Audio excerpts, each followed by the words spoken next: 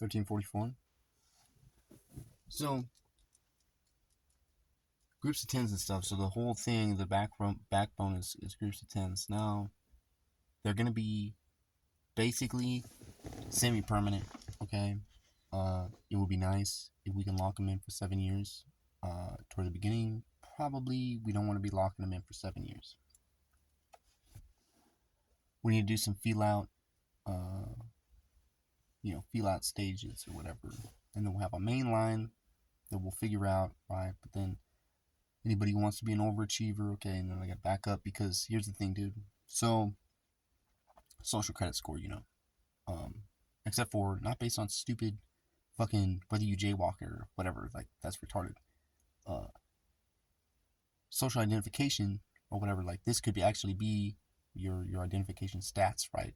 So you'd say, I am name, and instead of putting height on there, or maybe in addition to, right? But instead of putting height, you say, I'm a, just for an example, right? Because we definitely want a more refined version, right? I've done only a little bit of work on it, okay? And then shit goes to fucking hell in a handbasket again,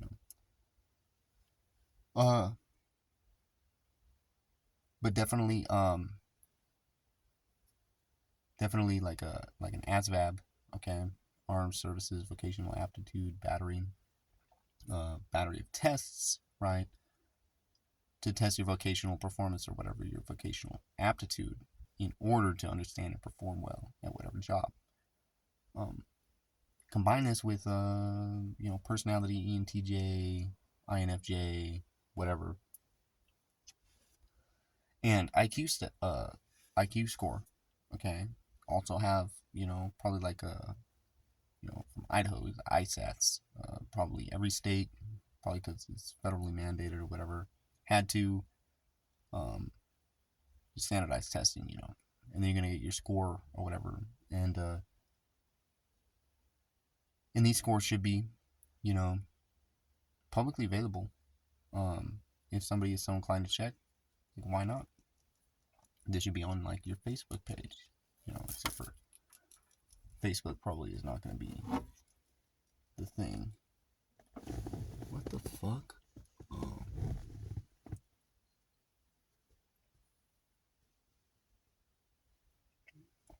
But yeah, so like on your Facebook page, totally. What kind of personality? And then certifications. So you gotta have, like Google certificates, right? And what they're trying to do is do some kind of standardized skill, whatever. Thing is they're going for working within their system, which basically is signing up for fucking. You have to go into debt. If you want to succeed at all, you have to go into debt, and then you have to be a slave to your debt. Period. And I mean, look at history. What's it gonna add up to be, dude? You're gonna be in debt until you die, and then even after you die, you're gonna hand debt to your children. Like, well, what a great fucking plan. You know what I'm saying? So, not really down with that, but you know, um, intro, land ownership, land stewardship. Okay, getting your groups of tens. Uh, Ideally, they will be permanent. Ideally, these are your best buds, and you're gonna hang out with one or two of them most of the time, probably. So you have 3 or 4 different, maybe 5 different cliques, going on in the same group of 10. But everybody's gonna have 1, 2, 3, 4, 5 buddies, that they can go to for anything. Okay, safety in a multitude of counselors. Blam, that's how you set it up for success. Subdue the earth. Now, it's important to understand subduing the earth. Subduing the earth is subduing, obviously, parallel between your body, and you're supposed to be a master of your body. Your soul is supposed to be a master of your body. So then you're doing the prerogative of your soul all the time. Your soul is knitted together with God's soul all the time. So you're just always doing what God wants done. And then so you don't really, like biological fucking movements, as far as in eating and stuff, these things pretty much just get in the motherfucking way.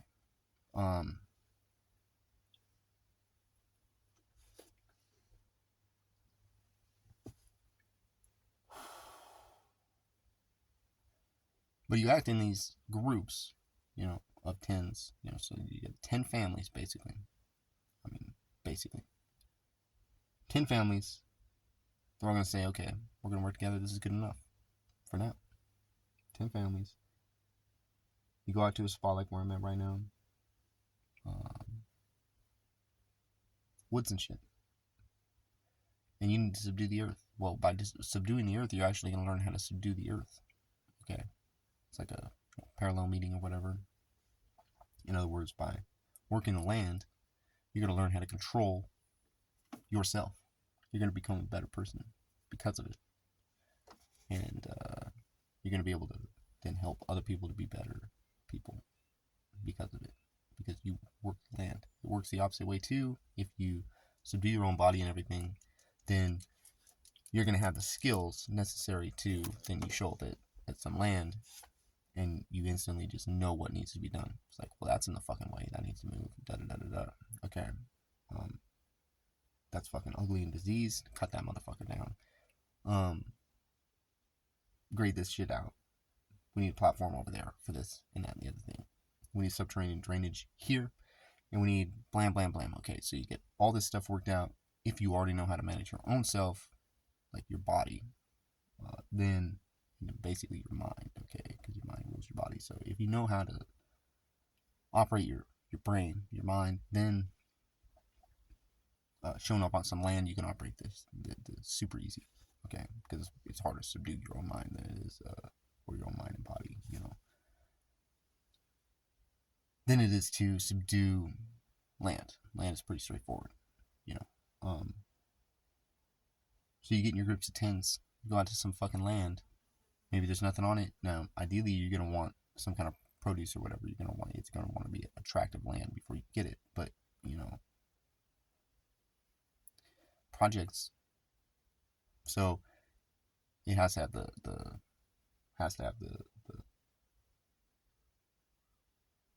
inherent ability to be a nice, valuable, super awesome piece of land.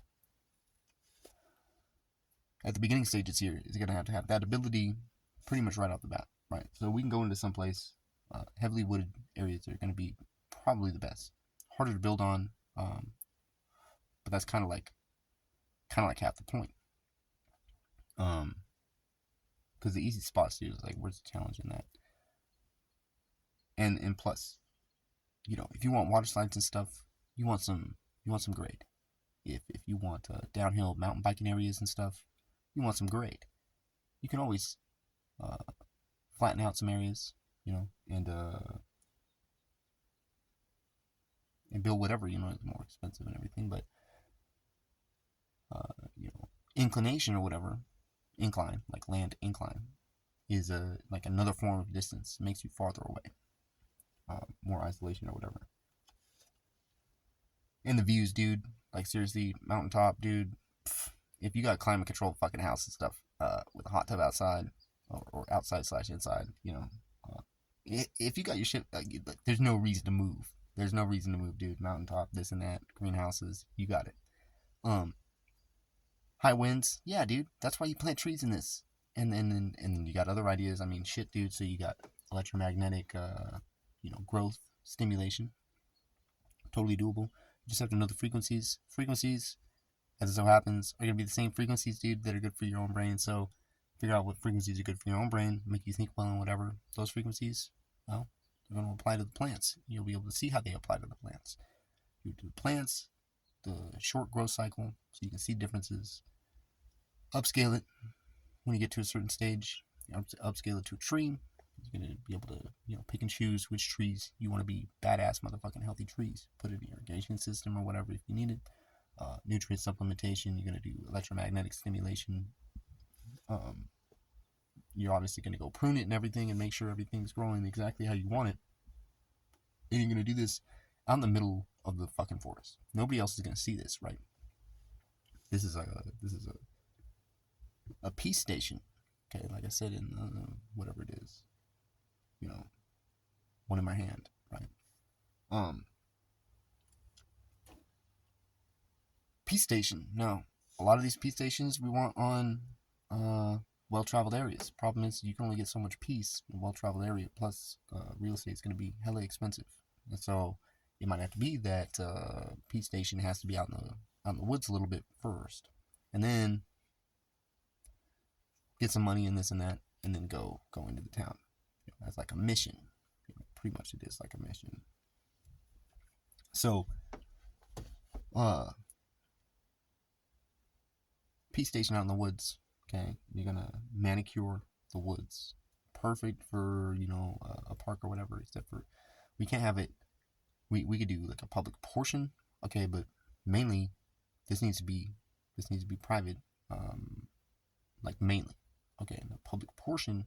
Okay, but definitely restricted access because we can't even have you walking and touching the stuff inside of the private area, dude. Because you're gonna have your clean section and you're gonna have your unclean section. You gotta have mikvahs, okay? Get off the road, so you drive 10 miles out into the wood or whatever, and maybe actually we'll be doing helicopters or whatever, because it might actually be cheaper to run helicopters than it is to cut a road and all that shit. I don't know, have to do the math, but it might actually be cheaper. It'll be nice to have a road, and you're gonna want a road if you want to interface, right? But it's totally legit. I'm talking like fully off the grid, like helicopter logging, right? They'll go out, cut fire lines, and have they'll just bring the wood out, the good wood or whatever. Bring the wood out, tie it to a helicopter, straight up in the air, and then go drop it off. Well, it would only take a few days of that to be able to clear out a spot. Now you wouldn't even need to haul the wood out, because you just build with the wood. You bring a sawmill, you use sawmills with chainsaws.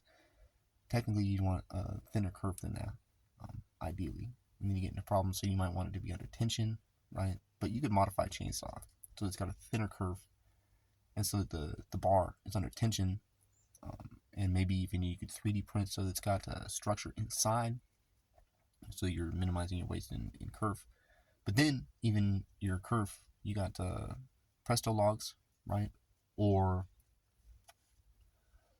maybe you can mix them in for your septic system or something like that. So I mean, you're gonna find uses. There's gonna be uses for everything. But anyway, mill. Okay, and then you can make furniture and stuff like that. Build forms, this and that. I'm pretty sure. It's hard to say. It's hard to say building construction methods, because concrete, ideally it'd be like magnesium phosphate, I think, but that's hella expensive. So materials research into Portland cement, magnesium phosphate. Then they got what do they fucking call it? Geocement or something like that. Geopolymer. They call it geopolymer. It's probably gonna have way less strength. I didn't look in the numbers or whatever, but it's totally possible, even if it costs a shitload. Maybe you have to have two compositions, one for structural inside and then one for finishing. Okay, you just scratch coat and fucking blam. And you could even make it like 3D. I mean, there's a lot of possibilities. Okay, and then with 3D printing, right? So you could have a 3D printer head, even multiple heads. Ideally, if you could figure it out and do the programming so they don't interfere. Multiple heads printing a house, okay, out of different compositions of concrete, okay, and then ideally, dude, you'd have rebar, okay, and you could do Kevlar thread, you do ultra high molecular weight thread.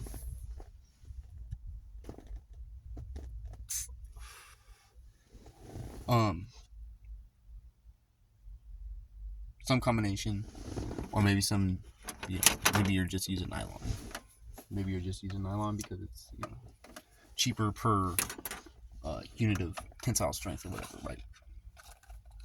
And the shear character, or what do they call it, failure characteristics or favorable or whatever.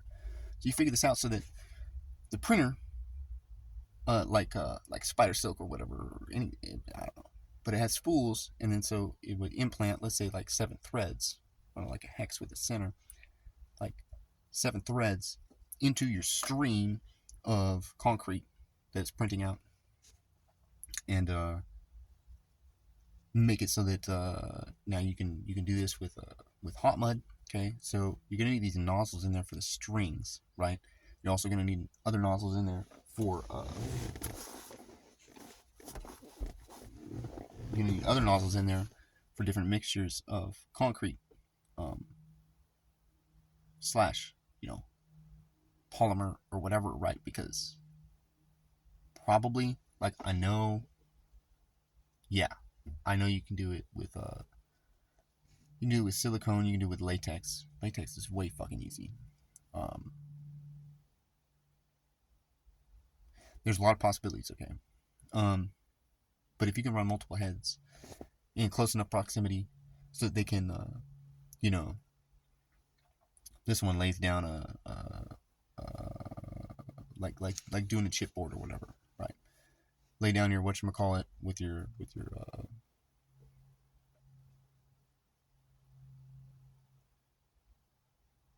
the cross section or whatever where you want your tension, and then the cross section where you want your compression, and you plan this and run it so that your heads can vary the amount of basically like hot mud that you need in there to get enough structure to print on top of it.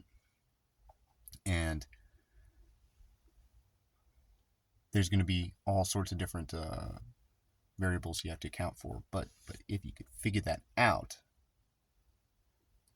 then you would be able to print 3D print a concrete dome-ish structure really cheaply, and for the labor, I mean, you need to mix up concrete, but frankly, dude, if you were to palletize it, you need a bag opener or whatever if you're gonna do that, or if you're gonna have it in like big ass 1-ton buckets or whatever, you'd still want like a worm screw or whatever in order to feed. But you could work it out so that you got worm screws for this and that and the other thing. You do vary composition, and you don't mix the activated shit until the very end. And you're gonna have to take breaks, maybe once a day. I don't know. You might be able to just set it up and run it straight for 72 hours and whatever, and have a concrete house come out. You might be able to do that. But the reinforcement is the biggest thing. So then, if you wanted to just get to it immediately, you'd 3D print your house. You just have to do a single mix with your nozzles or whatever, and you wouldn't even have to have tensile reinforcement or whatever. Other than you'd probably mix in fiberglass. What do they call it? Strand. Probably mix in fiberglass strand, Kevlar strand, whatever. Different lengths. You do your tests and whatever to see exactly what length you would want, and then probably cover it. And so that way you just shotcrete, blah blah blah blah, and then trowel it. There's still a lot of variables, but stick frame, way too easy. This would be, I would consider, like temporary housing. Quite frankly, man, because stick frame, shit, dude, 50 years. And then how many times do you have to repaint? You got 7 or 10 repaintings right there. And then you got all sorts of other shit that's gonna go wrong if your thing's not planned correctly. Yeah. In order to do it correctly, man, like, it costs more money, for sure. At least on a planning end. But yeah, I mean, it costs a lot more money to build stuff that's designed correctly. But ideally, yeah, dude, everything's gonna be maintenance free, or really near maintenance free. And then we want a lot of low cost stuff out in the woods right now. Concrete yurt, concrete dome yurt, blah blah blah blah. Big ass fucking like the size of a fucking Walmart Supercenter or something, just fucking blam. Big ass dome, You'd have and this is another thing is taking over Walmart, okay, or taking over Walmarts, okay, specifically because they got big buildings.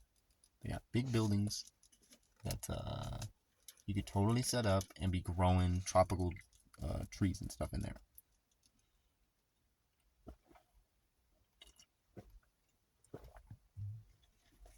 Now, if you're growing tropical trees in France or Idaho or whatever, and the Netherlands guys, they've got this figured out. Like, you just talk to the Netherlands guys, and they will set you up. Gotta be able to pay them probably, but they would do for tax write-off or whatever, right? I don't know. Foreign treaty. I don't know.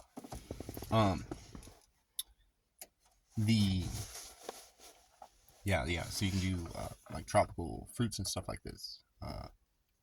And with that, okay, so you have your interior of the dome, okay, but you're gonna be running geothermal, okay, because you're gonna need to retain enough heat in these big buildings. It's probably better just to build it from scratch. But you could do like beta tests or whatever in a big Walmart or some kind of big warehouse or something like that. You want the geothermal so you have a heat sink so that these tropical plants, it stays basically. I'm pretty sure you'd want it to be like 70 degrees, 75 degrees or whatever all the time.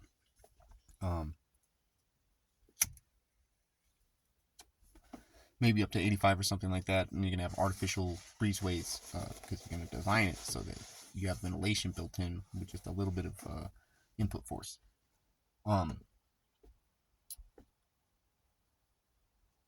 And so you got fresh, local grown bananas, okay, coconuts, papayas, all sorts of yummy stuff. Heat sink, so then the ground outside and around this place, right? And then you could have multiple shelves outside and around this place.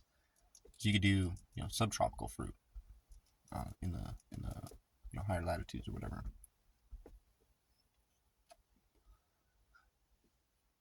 And this way, you actually don't need to import it from Paraguay or wherever the hell it comes from, Chile. You don't need to import it because it's grown 3 miles down the road. Also, you can actually because there's another nutrition thing is micronutrients. Certain micronutrients only exist if the fruit has ripened on the vine, still attached to the plant. If you detach it prior to its ripeness, right? In other words, if you pull it because it's designed to fall, okay, and so it's designed. The monkeys and stuff, they know this. They can see the colors and stuff like very much better. They identify the fruit very much better than we do in general, where they can tell when it's almost ready to fall, and they can pick it, and they it's confirmed that they judged right because it's easy to pick, and that's how you get your micronutrients and stuff, because the whole calorie thing is misguided. It's not really about calories, it's about nutrients, pretty much. Calories are still a thing, but not nearly as important. I mean, I can live off of less than however many calories they say I need if I have the proper micronutrients. No problem, dude. No problem. Well, maybe not no problem, but no dramatic problem. No huge problem.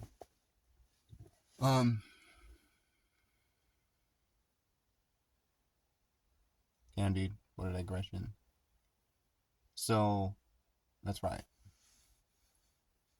Captains of tens subdue the earth. So you gotta have command over some earth. Now, we got national parks and stuff like that all over the motherfucking place. So, because we're actually commissioned to clean this up, we're supposed to be cleaning up brush, making walkways, making clearings, in order to do, like wild gardens, and nature trails, lots and lots of equestrian stuff, dude. Totally bring back horse riding because yeah, motorcycles are fun and stuff, but they're so fucking loud. Like, I mean, it destroys all the motherfucking peace. You know what I'm saying? Just so fucking loud. Now you can totally do this with electronic or electric motorcycles, and so yeah, or put a muffler on the thing, but it's just not gonna be that powerful. Your electric stuff, all we got to do is do the infrastructure for uh, batteries. We're gonna want to figure out different battery stuff going on too, but yeah, because some of that shit is pretty dangerous. Um, but yeah, I mean, basically, you know, uh, low noise, man. You want low noise. Noise is waste. You go out and you subdue the earth, cut your paths in. You got to make a house site, community house site. Okay. Now, the main problem here is going to be whatever the ratio is, because like we're not going to accept to just do this for fucking public service, like for their public. It's like no, dude. I mean, quite frankly, it's like no, no, dude. If you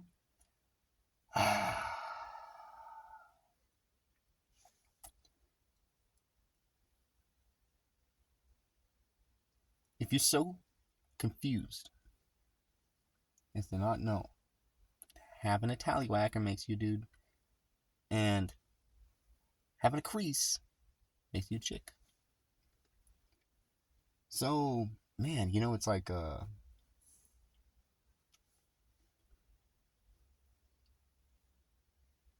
no admittance.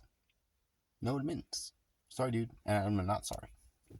Sorry, not sorry, but I mean seriously, not sorry, because that's corrupt as fuck.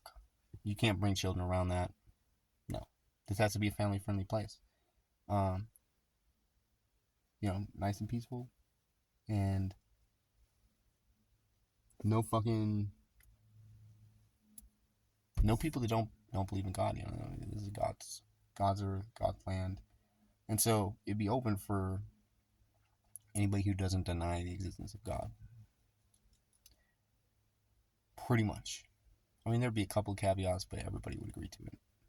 You know, like, well, since there is a God, you want to please Him, and then you're just going to work toward doing that. I'm not going to require that you do everything, even though you should, but it's important, more important that you take a step in the right direction, that you're progressing. Okay, so next year, I want to see more out of you. This year, okay, good starting point, good enough.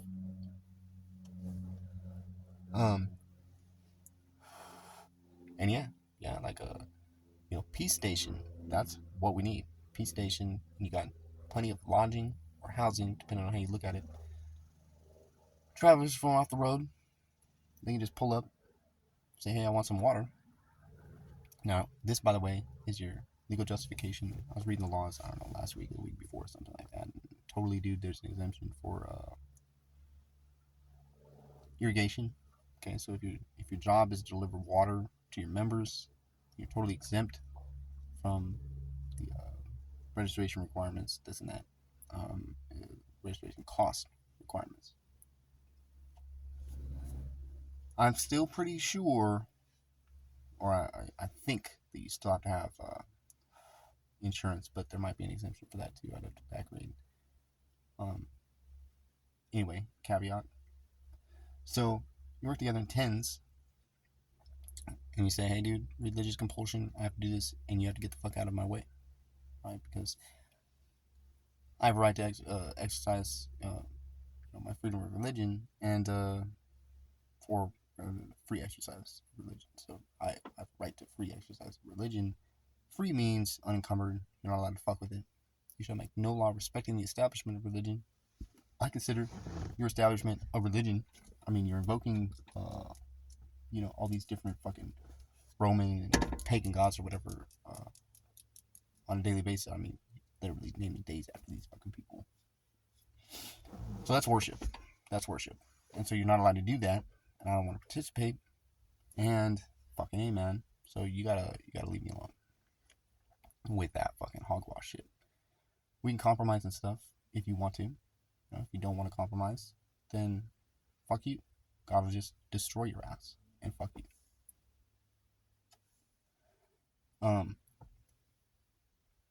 So there has to be, private component because we have to differentiate between clean and unclean. But that also means there has to be a public component because we have to differentiate between clean and unclean.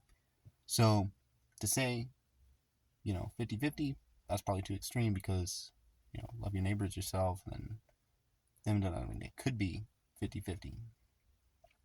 I have to do the math and stuff. I'm pretty sure it's not going to be 50-50, but 10% at least. Okay.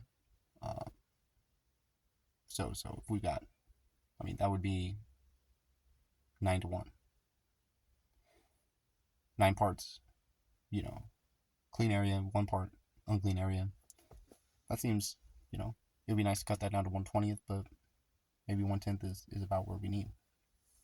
And then for the public,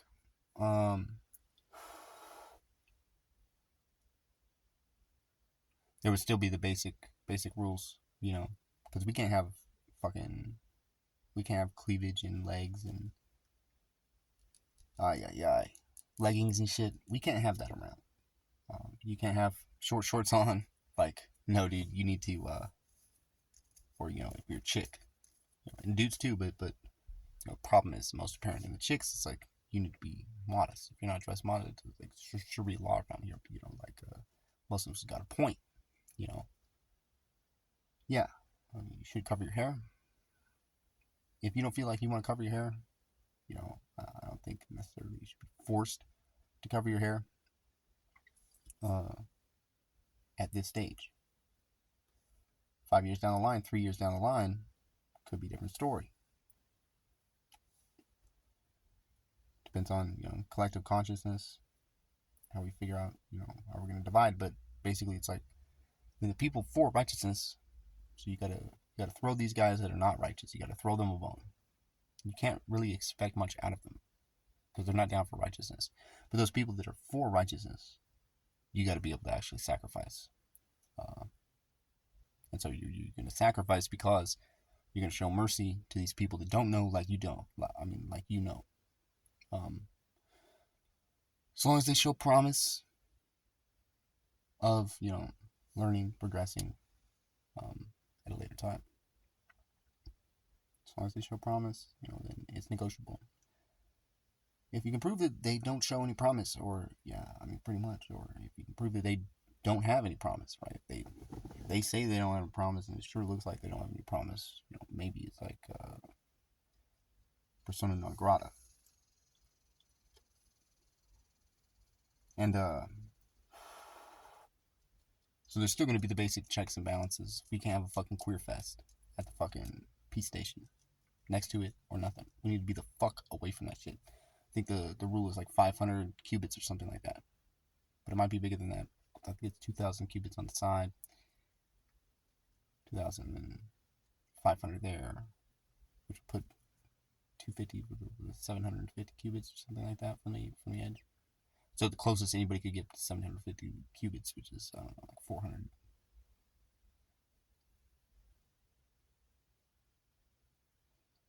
Like 350 yards. Meters. Yeah. Something like that. So it'd be the closest they could get. And we wouldn't invest anything in what they got going on. They can do that themselves, that's pretty much the line, so it's like, and you can't be a proponent of abortion. Dude, seriously. But simple qualifications, you can't be killing fucking innocent fucking fuck you. Okay? Fuck you. Okay? That's Amalek. Okay? And that's like, you don't want to make yourself known. If you want to file an application or do a lawsuit against us or something like that, it's like you're going to make yourself known as Amalek. You don't want to make yourself known as Amalek, especially knowing, that fucking A-dude, like, units are designed to hunt and kill Amalek. It's not wise to put yourself then you know, subject to the destruction and shit that comes for Amalek, right? You don't want to volunteer for that shit. If you do volunteer for that shit, it's like fucking blood is on your fucking head. I don't want shit on me, you know. So it's like, yeah. I mean, that's a hard line, dude. Hard line. You for abortion, and I'm talking about abortion. Now, there's only one exception, possible exception, and still it's not an exception, but an argument, logical argument, saying you kill the baby if the mother's life is like definitely in danger or whatever. But biblical precedent says, fuck you, fuck you. Let that shit play out. Yeah, your wife is dying right there. Okay, suck it up. You know what? God designed this shit. This is going exactly according to his plan. Obviously, he could have made this pain-free. Could have made it pain-free. You know, multiply your pain, childbirth. So it's like, you know, it's not designed to be like this. Okay, but at the same time, this is how it's designed to be. You know, way to sentence death. So your wife dies during childbirth.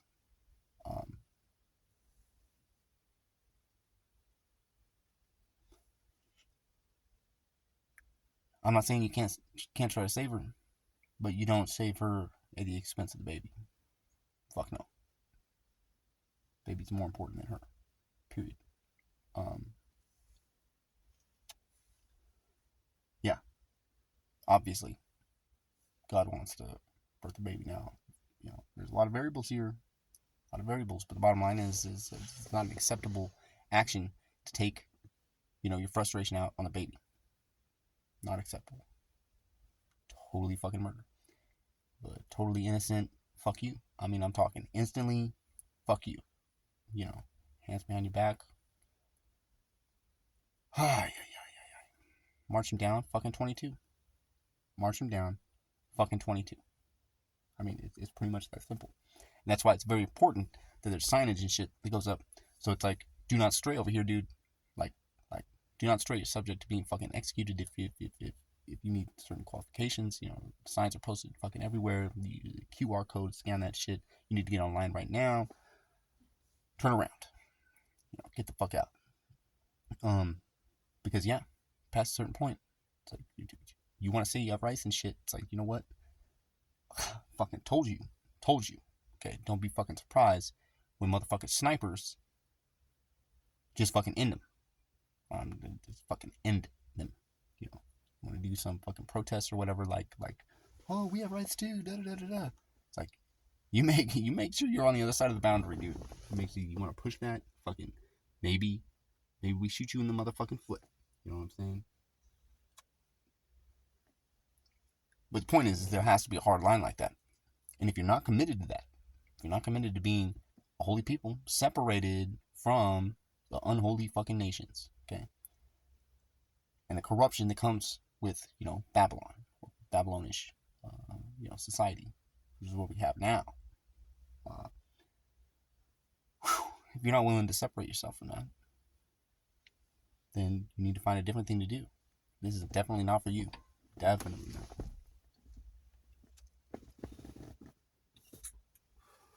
If you are willing to separate, though, you better goddamn well separate. Which means, here's the line. We're doing our thing here. We don't want to hear none of that shit. Okay? We're going to have fucking firewalls and stuff. Okay? So they have like PureFlix, and they got these different services and stuff that are meant for Jews and Christians that are supposedly, in, you know, to a certain degree, they're uncorrupted. But really, it's just a little bit more surreptitious and thus more toxic. So it's like they kind of are doing that, but not really, because they're doing it in a perverse way. Whereas, really, I mean, if you want to be righteous, or rather, if you have to be righteous, then you have to have boundaries.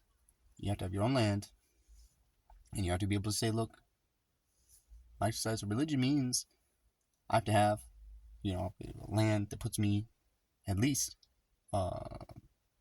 you know, 300 yards or whatever away, in order to the exact figure or whatever.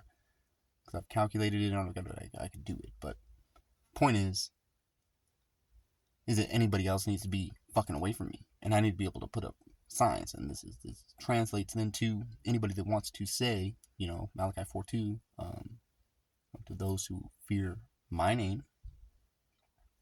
This is the Most High talking in the first person. Those who fear my name shall, the Son of Righteousness, or the Son of Righteousness shall, arise with healing in his wings. Okay, wings is like a side or whatever like that. So could be interpreted as like a territory, which then basically goes back to like Daniel 2, which is Son of Righteousness, or the Son of Man, technical word study, shall arise with healing in his wings. Then you get to, I think it's Psalm 2, right? So Psalm 2 is totally, kiss the Son, lest he be angry, okay? So if you kindle its anger just a little bit, okay, then you'll perish in the way. Essentially meaning, when it's trigger time,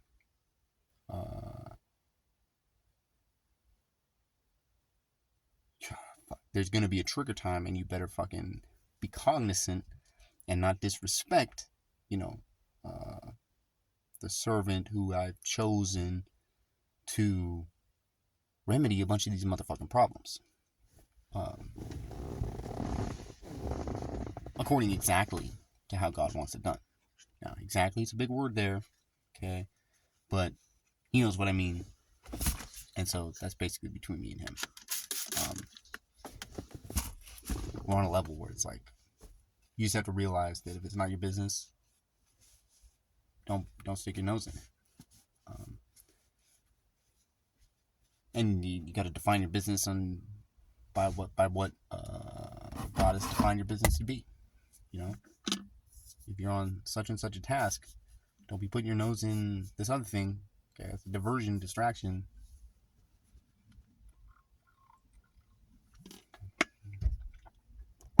So,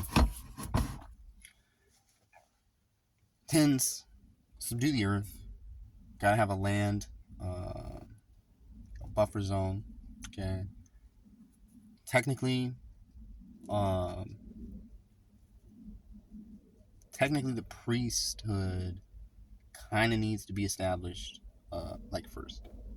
Okay. You can tell this because, in the story of Moses, he's out in the woods. I mean, as it were. Burning bush, da-da-da-da. I want you to go. Oh, not me. Blah, blah, blah, blah. I fucking stutter and shit. If he would have said, something more along the lines of, that's an interesting choice, boss. Sure. I guess, what do I get paid? You know what I'm saying? I mean, on the line of that, you might not ask exactly what you're going to be paid. It's different in the moment. But definitely you want to know something about how you're going to get paid, because it's like, this is free information. Okay, you ask, you're going to get the information. It's free information. And it's going to help motivate you. You're going to see the other side. So it's a wise thing to do, to ask for more information and ask what you're going to get paid. Wise thing to do. It's also a wise thing to do in certain circumstances to just obey immediately. Salute. Yes, sir. Done. On it. It depends on circumstance. Now,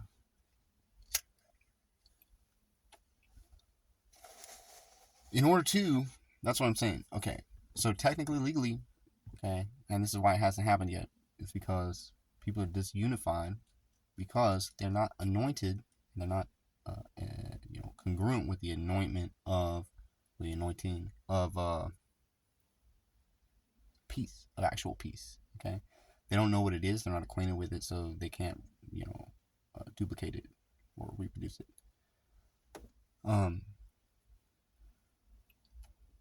Blindly the blind. Okay. Fucking ravenous wolves.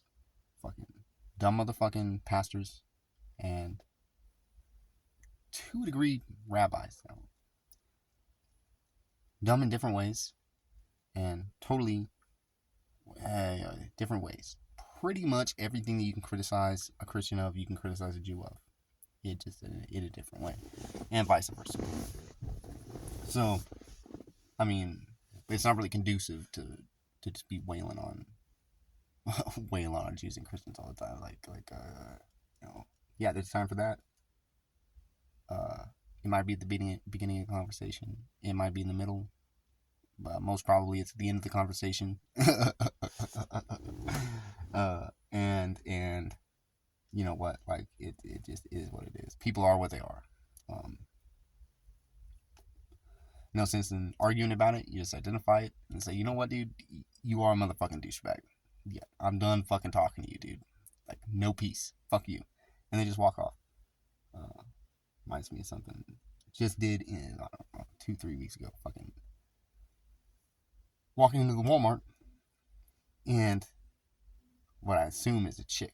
Probably, I mean, definitely she was a chick, but I mean, pretty much looks like a dude.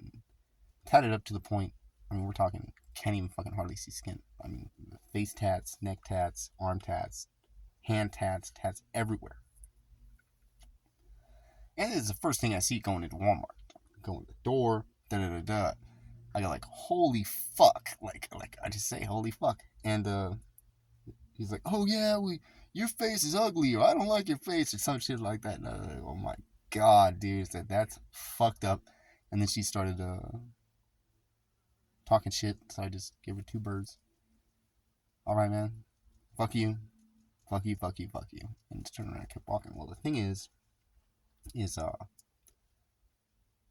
should not be, you know, I should have choice as to whether or not I want to subject myself to that, you know, at any given time. If I want to go to the store and buy something,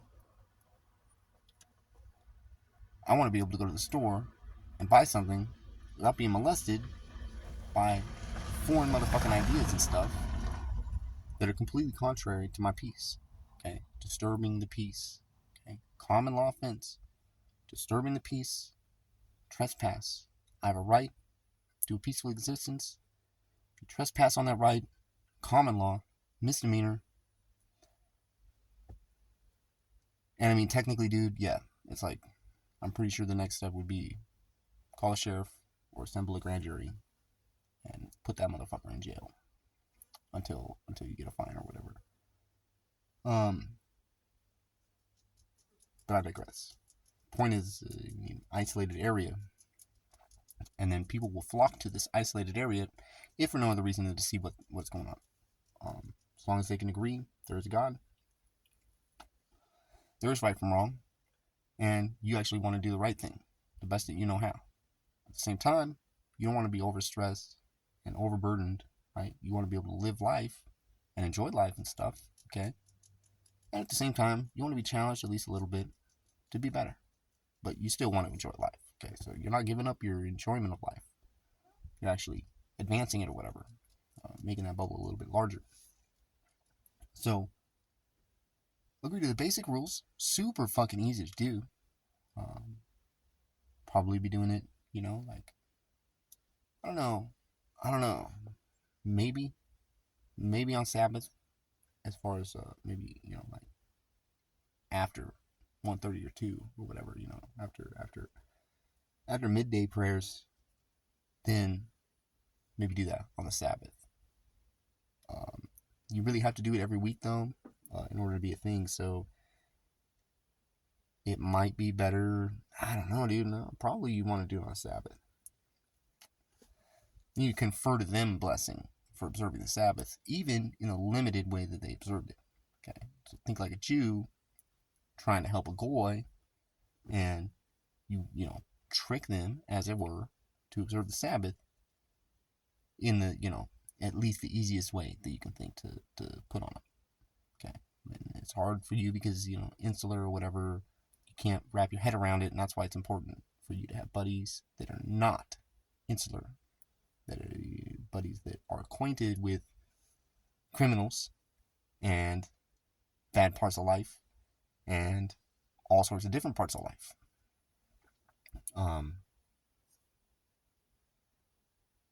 And without that, Jew is just fucking, muttering, not getting shit done, for the kingdom. Okay. I could digress on that a lot too, but point is the goy, okay, the nations, people who are not Israel, in the tribes of Israel, which pretty much is everybody, because who's assigned tribes? There's no central government, because the Davidic dynasty or whatever is apparently disestablished, and so it's a matter of reestablishment of the Davidic dynasty. Well, freedom of religion again, dude, and so yeah, you can play word games. It's really foolish to go with your heart. Okay, you don't want to go with your heart. Your heart's telling you something that might be a good thing, but you don't want to just go with it. You guys still got to prove, especially your heart. Heart is deceitful above all else. Okay, it's like the wind or whatever. It's gonna blow. Well, wind is way more predictable than the heart. Okay, this is like turbulent fucking air, boundary layer turbulent air or whatever. Pretty well unpredictable or chaotic. So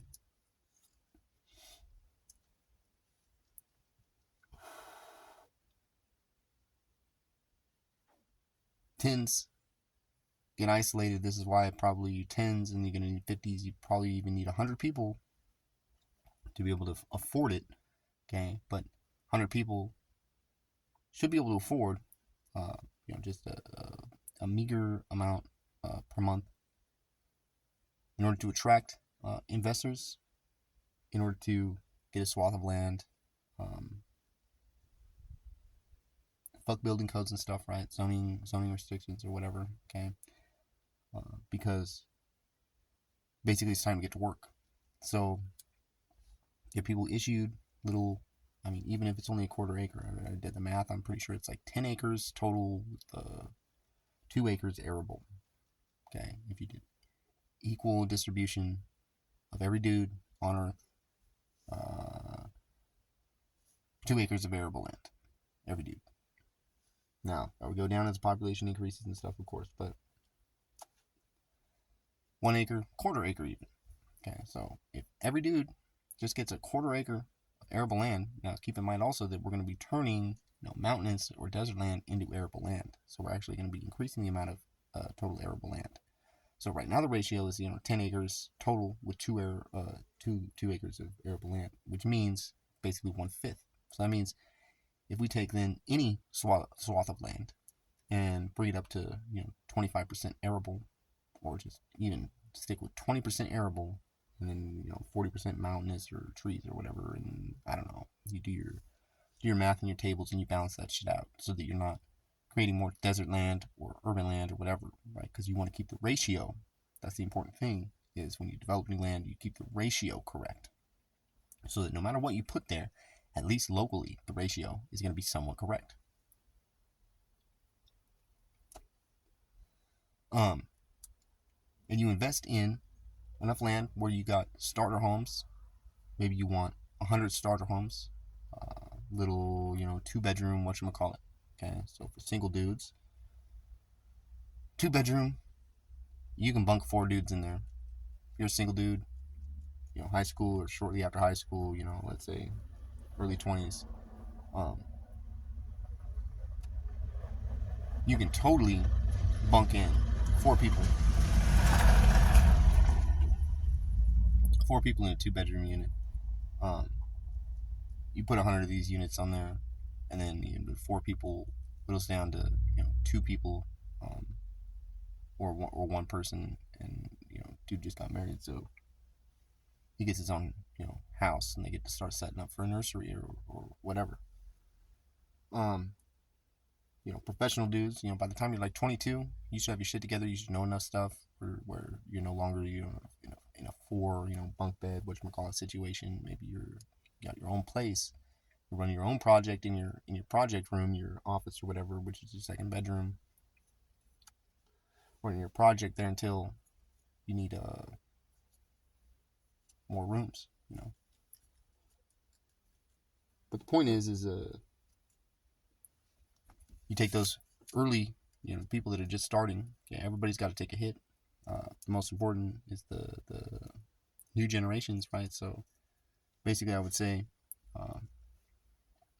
probably do a transition program from. Ideally, you have a 7-year transition program, but that's pretty far-reaching. Probably just start with a 4-year transition program that goes high school.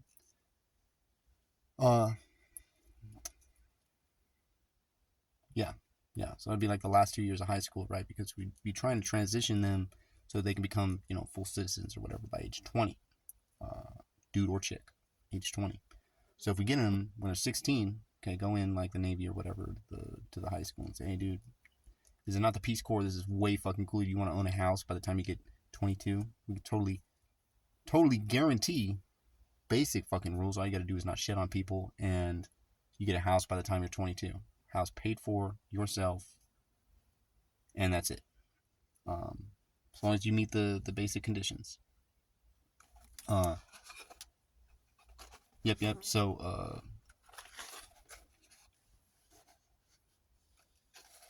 House 22, got to do your service, right? Because you got to train them up.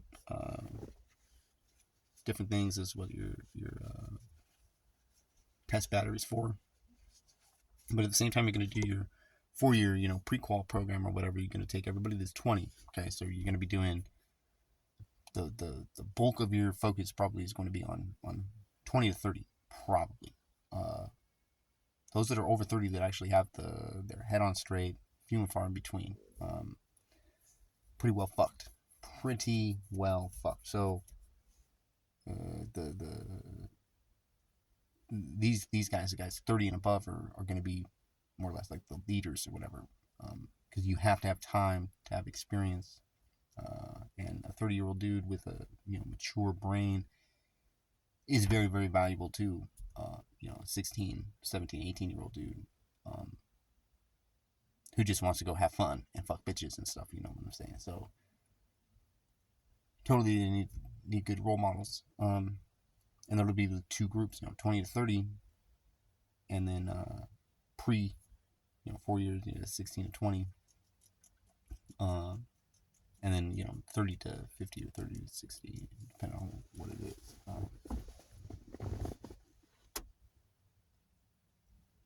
So you got to keep the age differential in mind when you're self-associating. Okay, you want to self-associate because that's how you can most basically learn and exercise your skills. You want to self-associate, and then you want to take, you know, counsel, essentially.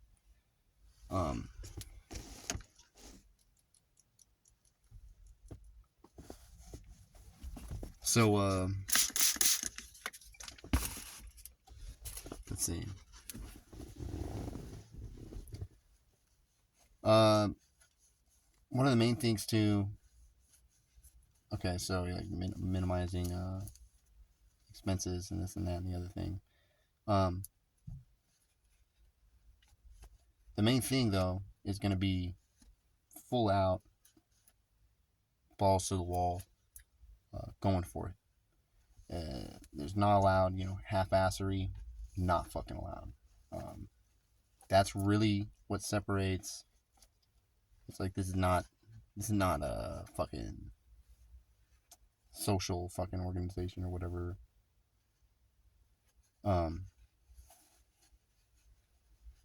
That's just open to the public and shit that anybody can join. No, this actually requires commitment and shit. And so what you're gonna do, you need to be able to go all the motherfucking way, which means essentially, you have to volunteer to be kicked in the nuts. That's essentially what it is, at least for dudes. You need to volunteer for being kicked in the nuts, and repeatedly, because basically we're looking for like Navy SEALs and stuff, not grunts. You know, there's plenty of grunts. We'll get grunts, but we need unit leaders in order to organize this swiftly. try to do it the other way and get grunts, then you get too much responsibility on the leaders, and they can't progress very fast. The leaders need to progress very fast. Overachievers only. The leaders need to progress very fast. If you don't progress very fast, drop from training. This is not for you, at least right now. And so that's fine, dude. Just live with it. We're going for overachievers. If you get injured or whatever,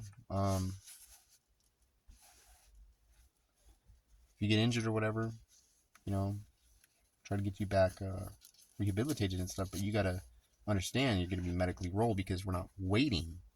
We can't afford to wait for you to recuperate or whatever for your class to go on. Like, it's just not viable. So there's gonna be a lot of dropouts and this and that, and we'll be able to handle it. Okay, but the bottom line is, all the cards are in God's hand. So if something happens, obviously He approved it. So roll your ankle or something, that's what happened.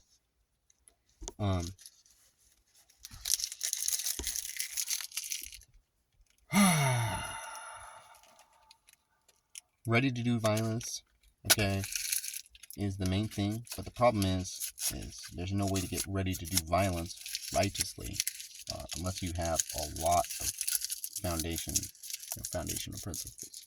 It's not about smooth trigger press, though it is also about that. But it's not about that, dude. It's about being able to do that in your own head for all the decisions and stuff that you make. Smooth trigger press. Be sure your backstop. Know exactly what the fuck is going on. Yeah. And so you're gonna be top-notch people. There's gonna be less than top-notch people. Okay, this is just how it's gonna go. Just standard notification or whatever. It's like top-notch people are gonna get the priority at the beginning, because if these guys aren't trained up, we ain't accomplishing shit. We're gonna have so many fucking problems, extra motherfucking problems from fucking incompetent motherfuckers trying to do what they're not trained or qualified to do.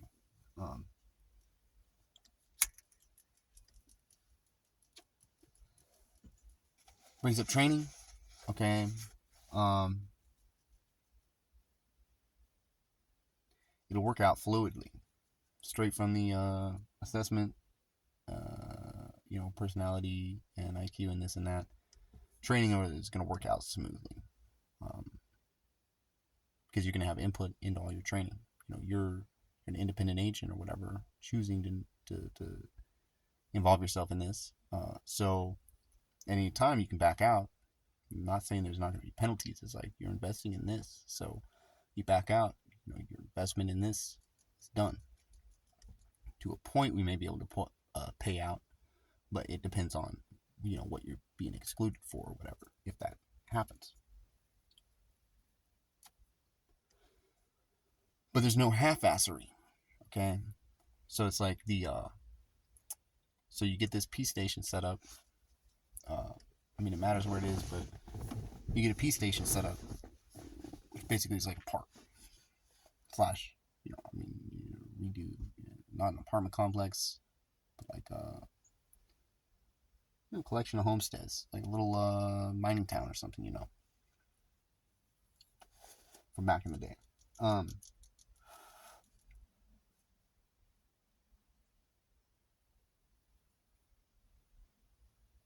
You get that figured out. You work together. You save your money together, and you come up together. You get material surplus, and you go out on expeditions to try to attract, worthy, good people for good reasons to your group. Only for good reasons. It's not a popularity contest, and quite frankly, dude, if you go and try to invite too many people, it's going to hamper everything, because you just have to reject and it's like, just raise the standards,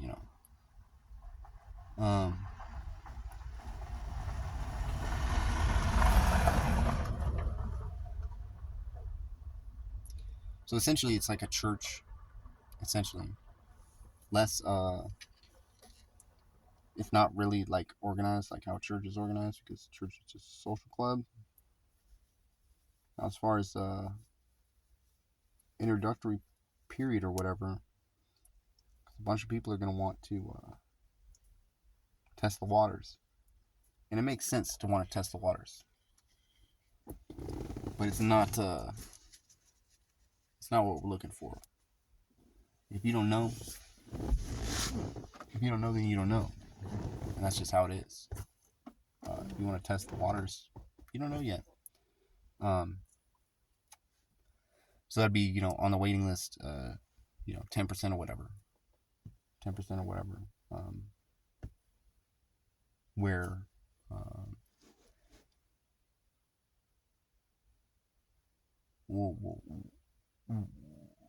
you got to limit the amount of newcomers. Okay, you got the proportion of newcomers to existing members. You have to limit that. So you kind of do have to be, you're going to be rejecting people all the time, turning them away. And the problem with that is that the only reason that you're rejecting them is because the indigenous population is not advanced enough in order to be able to take on more people. That's why it's important to give precedence or preference to those people who are able to overachieve, because you spend an hour with a dude that's able to overachieve, and that's going to translate to 20 or 40 hours of actual instruction if this dude actually meditates on the instruction that you gave him. But you give an hour to a dimwit, maybe only 5 minutes of it was useful, and so you're wasting your time, you're wasting his time. It's just it's not the best way to do it. Superiority, like intellectual superiority, it's like realistic, man. I mean, be realistic. I definitely have more, what do you call it, cognitive capacity or whatever than the average Joe, like, for sure.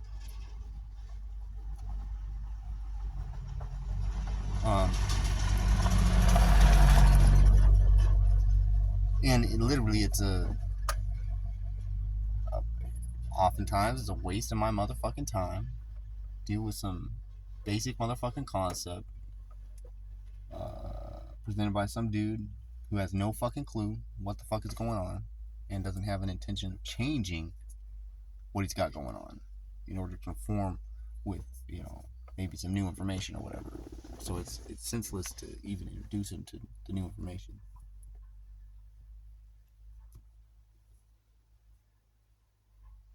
So it's like the Jews have a point of being insular. Totally makes sense.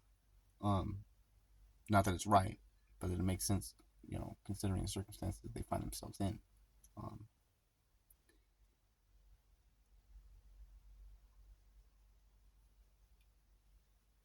As for how to actually accomplish this, mechanism to accomplish, most straightforward is to get investors and stuff like that.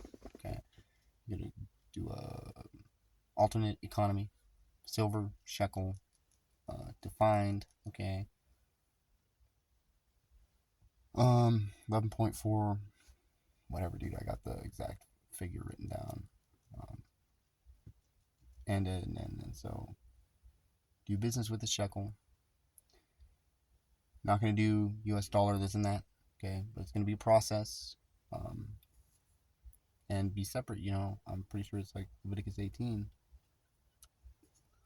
You don't respect their laws. Their laws are fucking confusion. You have your own laws, and you say, hey, dude, we have to follow our own laws because we can't follow your laws because it's against our laws to follow your laws.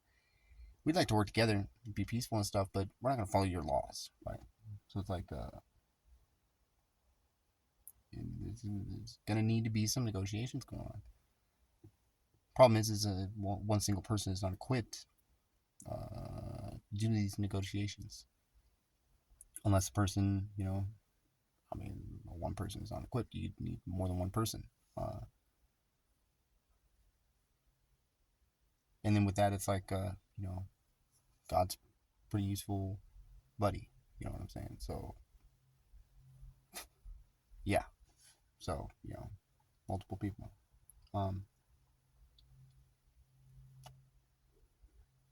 Geothermal, man, I could just go on and on and on and on. Bottom line is, dude, is you got to be looking to not owning yourself property, okay? Rather controlling, okay, earning control over such and such a property. And then maintaining the control, making it better. This is a higher purpose than owning your own property. Although, if you go with the program, trust ownership of the property, totally legit. That's going to be the downfall. Main reason why a lot of people are not going to do it is because they won't be able to invest everything they have into this project.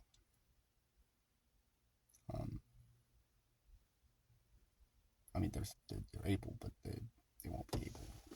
They won't decide to. Because the shit that they have now is worth more to them than, a well-functioning world with peace that you can raise children in, for example. So losers, move on. Only those people who are totally committed can even be part of the deal. But totally, if you are part of the deal, it's going to pay off. You're going to have the amount of stress you're going to have with deal with on a day-to-day. It's going to be so much less than it is now. Like, seriously, after just, I don't know, a month or whatever, you should be able to decide, this is definitely the thing for you. It's not that the common objection is going to be that, the individual, accomplishment or whatever, it's going to be downplayed or whatever. To a certain extent, that's right. But the thing is, it doesn't matter, because that's what the captains at 10s, or units at 10s, 50s, 100s, thousands, especially the 10s and 50s, though, are for, because your accomplishments are going to be recognized by those who are around you. So you don't necessarily need a badge on, because everybody around you knows, you're the radio man or whatever. Because you're around the same people all the time, because they're good people and stuff, and you agree on everything that matters. And you have good reason to agree on everything that matters.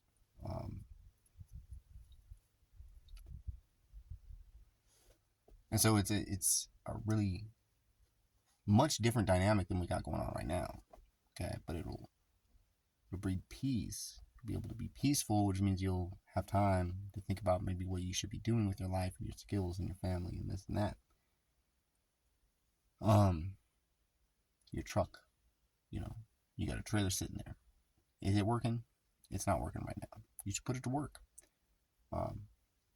So by working together, you have access to a bunch of different tools and equipment that you wouldn't otherwise have access to, and also people wouldn't otherwise have access to.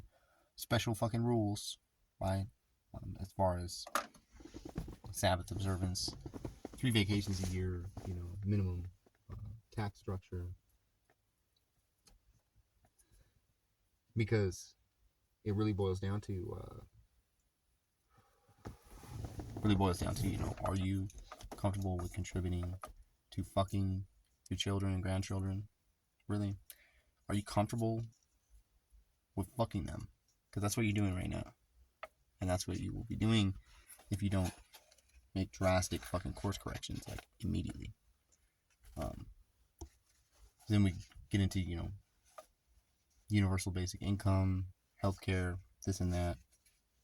And quite frankly, man,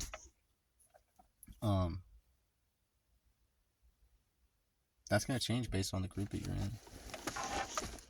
You have to allow for the super conservative guys to come in and say, we don't want universal healthcare, this and that, the other thing.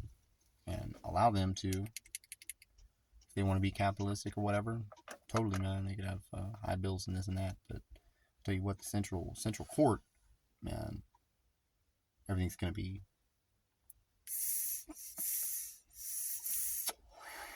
in the central court. The basic law, it's like, food, water, shelter, medical attention. These are things you don't deny people unless you're at war with them. And then if you're at war with them, you deny all of these services. You fuck them in the ass as hard as you motherfucking can. So those are the two basic, you're either at peace or you're at war. If you want to be halfway, you might as well just fucking decide to go to war and get it the fuck over with, okay? Fuck, dude, like, be logical about it. Like, it doesn't make sense to drag it out over generations and generations. It doesn't make sense to drag it out, except for selfish reasons, enter fucking baby boomers, not all of them, but generally and by and large, selfish motherfuckers out for number one, or at least their own idea of what ideal is or whatever. Largely based on fucking TV programming. It's like, come on now. You ever seen The Network? You should totally watch The Network. So, basically then, in order to get a trust going, you don't actually need to file any paperwork. 501c3, you don't actually need to file any paperwork. Because you're already considered a separate country at law. Already considered a separate country. It's a matter of you then self-placing yourself into position of subjection or whatever. They still want to assign numbers to you and stuff like that. That's their own internal accounting, and they can deal with that, But as far as anybody that wants to be associated with where I'm going, basically, is like, you got to be able to put all your chips on the table. You got to be able to put everything on the table and be able to say, like, to the government, which means you have to be able to say this to a cop if for some reason you're dealing with a cop. You have to be able to say this to a judge if for some reason you're dealing with a judge. You'll be able to say, look, I follow biblical religion, okay, maybe identify as the Hebrew religion, pre-Mosaic, but also post-Mosaic, you know what I'm saying? And part of this religion I have to be separate, Leviticus 18. Part of this religion is I have to have, basically universal land ownership in order to observe these mitzvot. And I need to be, allowed to operate unmolested amongst, the Western world or whatever, right? All the UN countries, pretty much.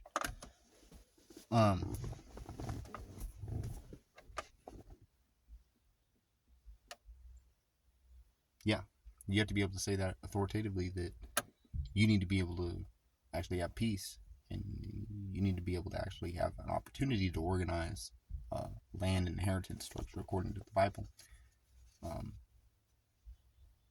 Again, so that you can be at peace. This is non-negotiable. This is a fundamental tenet of your religion, and because God said so.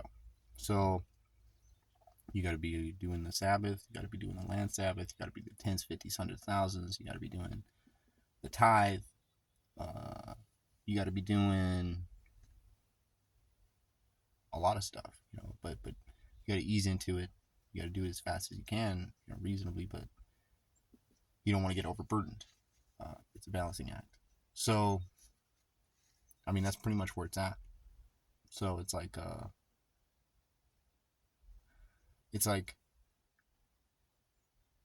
you either watch it happen, watch it collapse, or whatever. You could try to set up something like similar to this, but not, religiously, like I'm talking about.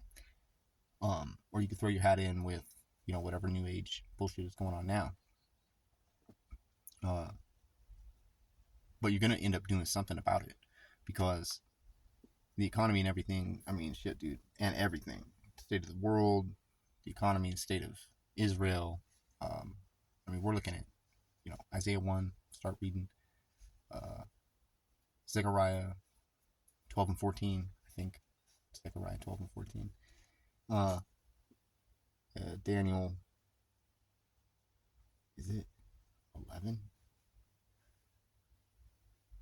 Somewhere, the end of Daniel, after 9 for sure. Fuck, it's been a while.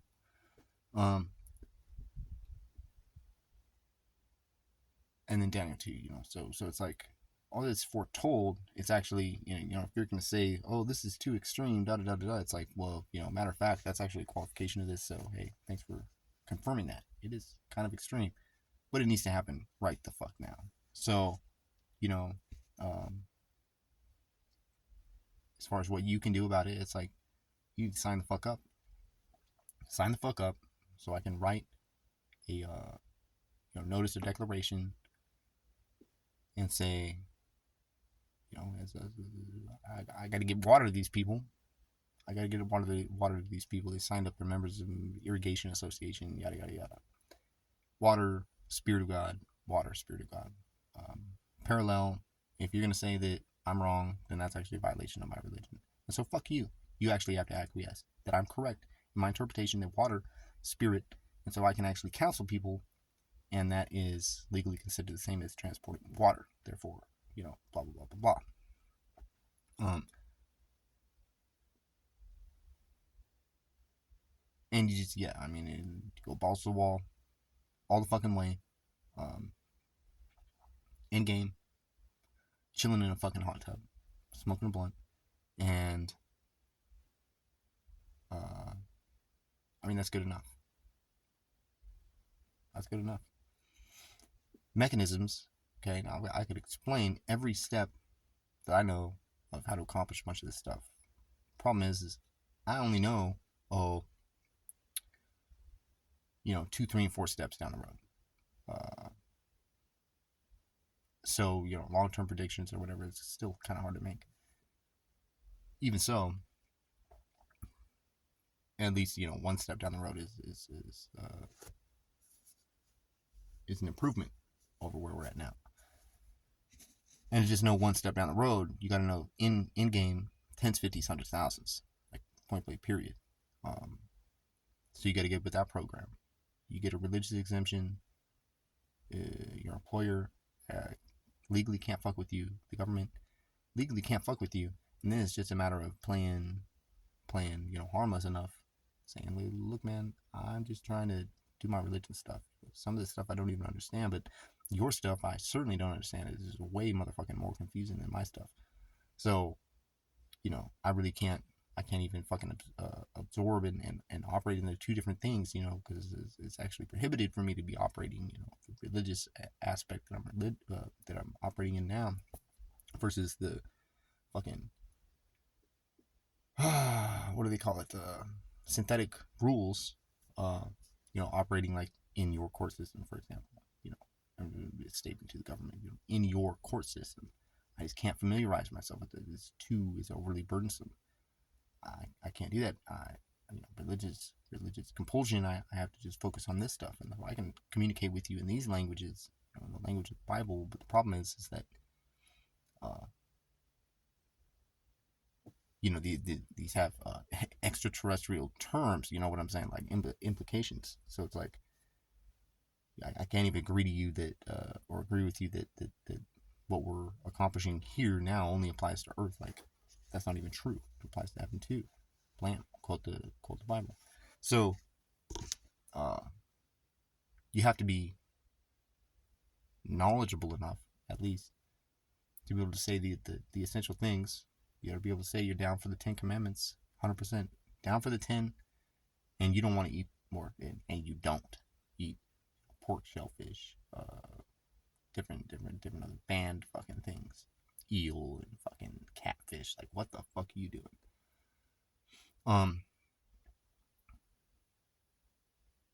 And so long as you if you abide by the dietary restrictions, you abide by the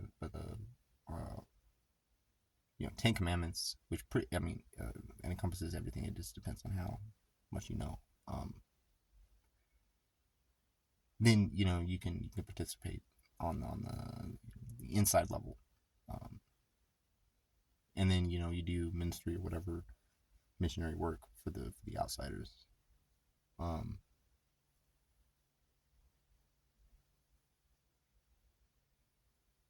But yeah, pretty much it's like the time is now, and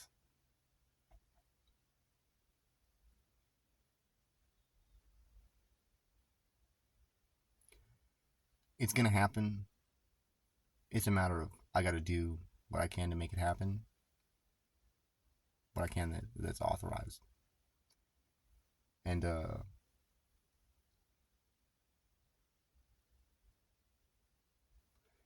it's like, fuck, man, you really need to get some experience dealing with the kind of stuff that I'm dealing with in order to even relate. But you know, it's totally for your benefit. And if you don't want it, then definitely you're gonna be given something else that's gonna completely motherfucking fuck you up. That's what happens. Deny the truth, so you get presented a lie in order to destroy you because you rejected the truth. You offended God. I mean, fuck, dude.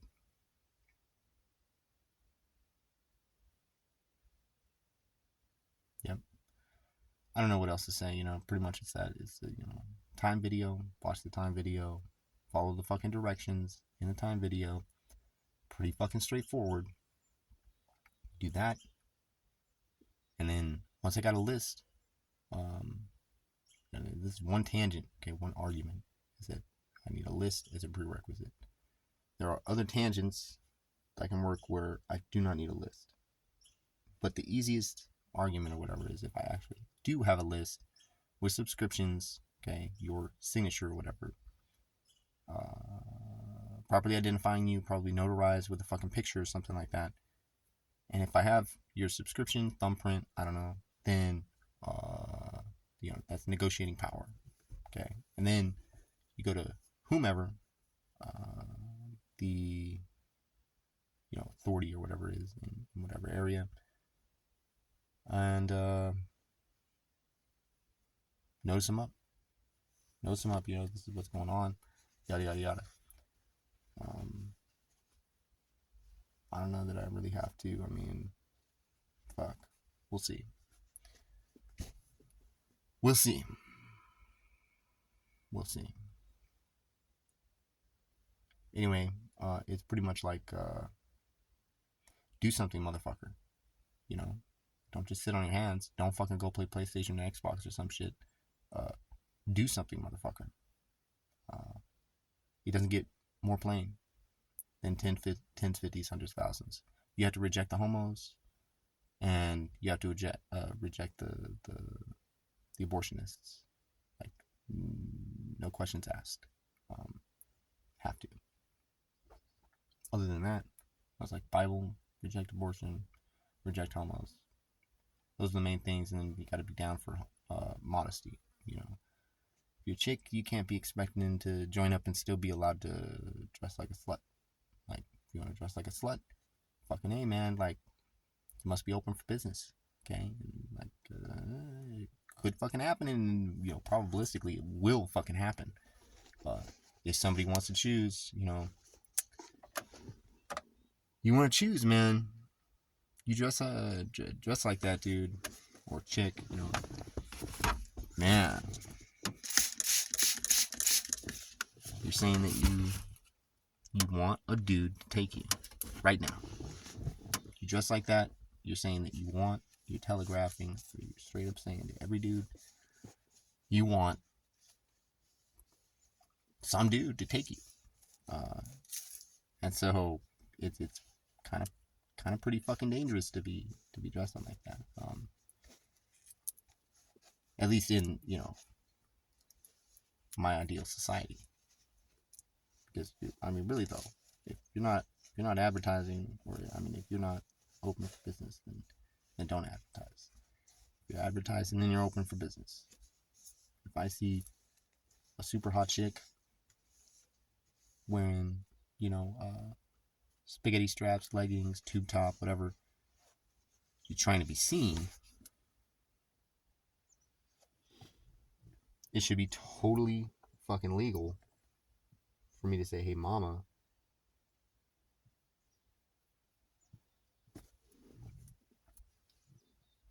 come here, let's get it on.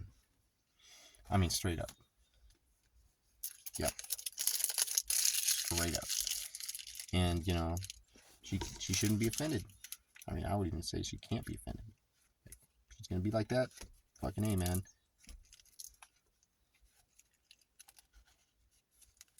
And then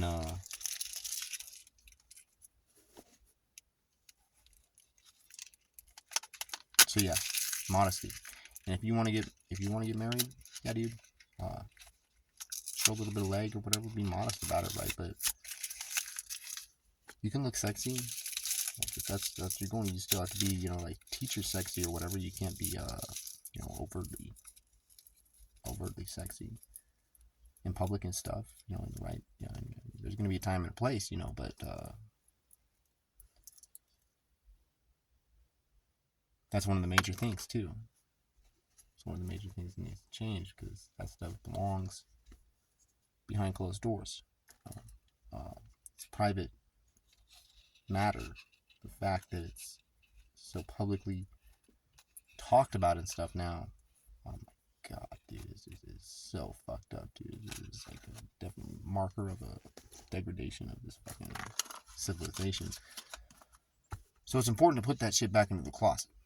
Okay. Yeah, mommy and daddy, they should be getting it on regularly.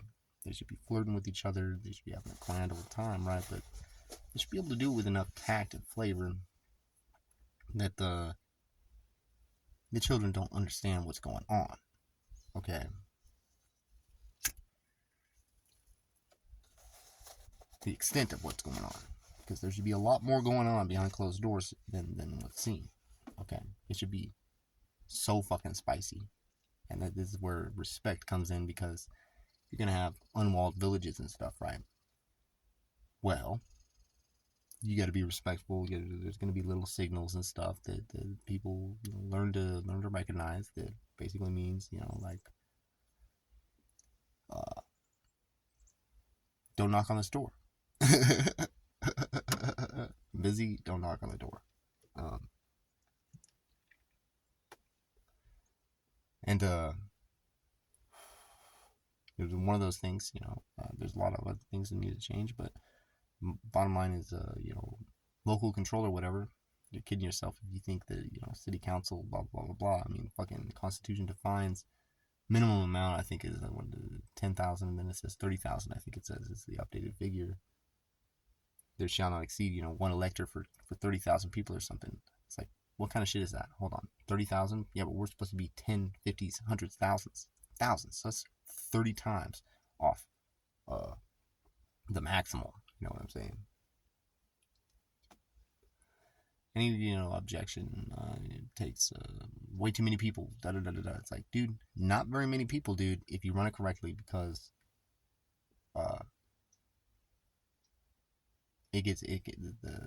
the issues and the power and everything gets centralized, but only so far as it needs to be. Okay, so most of these issues are dealt with on a super local level. The higher ups never deal with it. If the higher ups are dealing with an issue, it's because it's an important issue that hasn't been resolved on the lower levels. And so, they're going to solve the issue, basically. The best way that they, you know, like a big brother or whatever. I mean, like a big brother. They're just going to solve the issue. Or like a dad, you know, more like a big brother, I think. You know, it comes to the attention of the, you know, the captains of thousands and the princes and stuff like that that's above them. They're gonna either solve or try to solve something immediately, like the next day. Like, holy shit, this come to my attention. I'm going out there tomorrow and doing something about it. And so rules and stuff are gonna change. Okay, if it gets to the point where the higher ups need to get involved, rules and stuff are gonna change more fundamentally and more quickly. Okay, because it becomes more of an exigent circumstance to them, or it should be. And so it's like, that's your incentive right there to not get the higher ups involved. You want to resolve this on the lowest level possible. So you start with things that you can accomplish on a low level, such as, you know, organizing group cell phone service so that you can anonymize your location data, your other data. You want to be able to anonymize that. You also want better rates. Okay, if you work together, get better rates. Maybe you all buy, similar sort of phone or whatever to get a better rate on that. Work together, do that. Do probably car insurance. Work together on car insurance, get better rates for that. Get a good deal with the insurance company. You want to also centralize, your vehicle situation going on, as a precursor to centralizing your land situation you got going on. Your vehicle situation, likely you got too many vehicles for not enough people. So it's actually way too expensive for maintenance and upkeep and everything. Plus the time you spend and this and that, like it's expensive to maintain a vehicle and stuff. And so that's why a lot of vehicles are just fucking going down the tubes, not being maintained, just falling apart because people can't afford to maintain it. Well, centralize your vehicles deal and get one dude who's your driver, two dudes who are your drivers, three dudes, four dudes, even, but you don't need everybody to be a driver, probably. And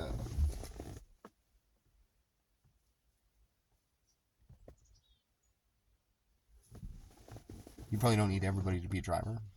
So now you can cut down on your car insurance and everything right there, and put that money actually in toward paying this dude to drive, and probably extra money too, paying him to drive you around.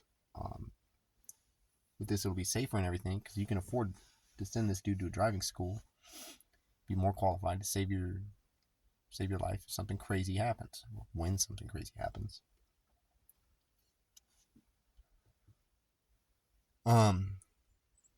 Little things like that. Okay, now rent. You get 10 guys together, Facebook group or whatever, right? Totally counsel against using Facebook and stuff. They're just tracking everything. Fucking probably want to use something else. Email's not even safe. Like, probably gonna have to figure the Telegram or some shit like that. Proton Mail. I don't know, man. But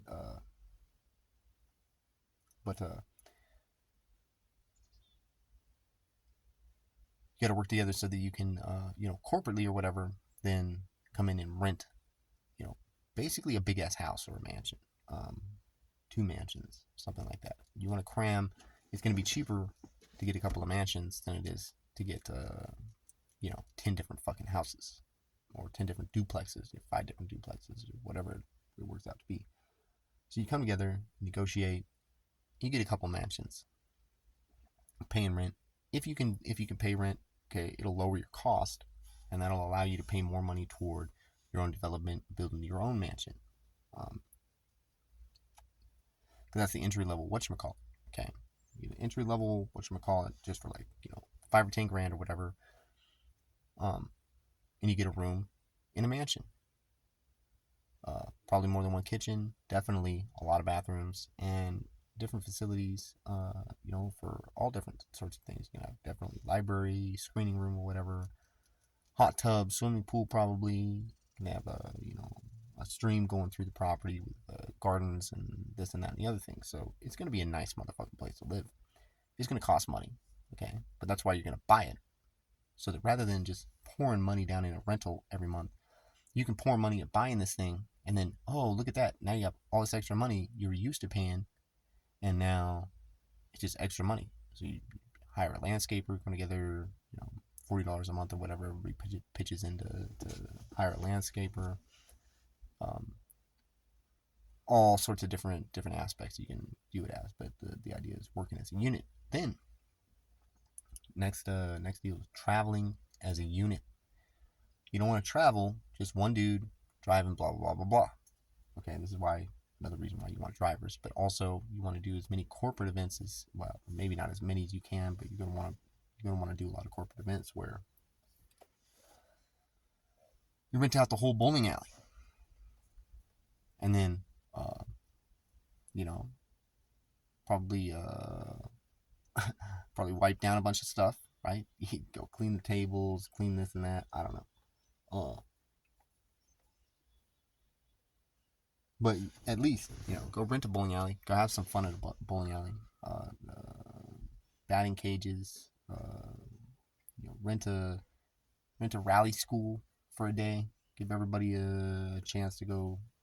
Everybody who wants to a chance to go race around in a rally rig.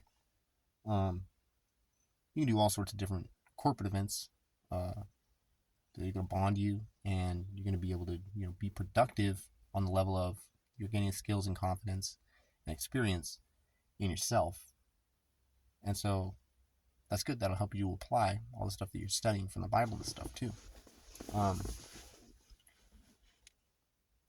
And with corporate events, it turns into a tax write-off because obviously you need to maintain, office cohesion or some shit like that. And so you have to take a trip to some such place in order to do some awesome shit that you want to do.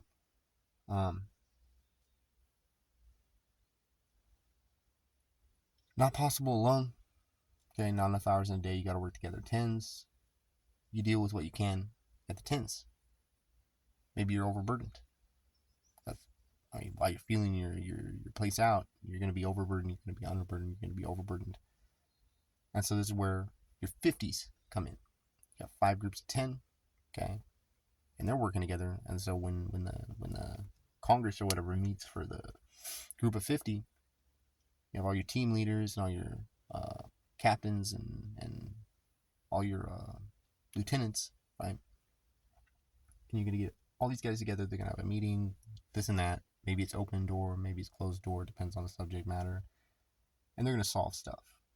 So anything that then can be accomplished by the 50 without any dissent, probably going to go up to the 50 level. So like as far as this is something that's scalable for transportation, your car insurance, and then your cell phone service and internet service and stuff, like these things could be negotiated. And then you get captains of 50s now, and they're negotiating. Captains of hundreds, they're negotiating. And so you get better and better deals depending on how much negotiating power you have. May come up where, develop your own wireless network, put up your own wireless network antenna system, and make your own wireless phones that work off your own network and also their networks. There's a lot of possibilities. Then, so that's scalable. You got to have food production on your land, which means basically you're going to be supplying food for people. People need to eat. Sometimes they want to eat out, and so you're going to want a restaurant. Okay, clean streak restaurant. Only clean food. Everything's fucking clean. Mostly everything, white. Trim out, maybe in gold and purple or something like that. Trim out the corners and stuff so people don't stub their toes or whatever. Bump into an edge. You want to demarcate those clearly, but by and large, everything should be white and should be clean as fuck. Uniforms, white, all white, clean as fuck. Kitchen, totally visible from the outside. Probably with the cook, you're looking at the cook's back, right? So seeing how he prepares your food and whatever. And so,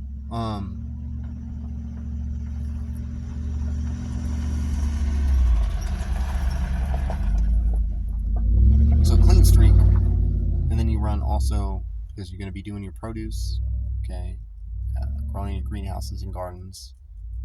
That's going to feed your restaurant, okay. And then you're going to be at cost, so you have a membership card that'll be tied to your account or whatever, because you're going to be entitled to this universal basic income or whatever. Like, no matter what, you're going to be entitled to at least the sustenance or whatever. Like, we'll be able to make that nice. You basically just guarantee a nice, healthy, balanced diet to everybody. So they show up and show their card, and blam, they get a nice big ass, organic, burrito with a bunch of sprouts and just a bunch of goodness, and just tasty dressing or whatever, right? And so just really, really good food at cost on their account, because the whole thing's non-profit. And then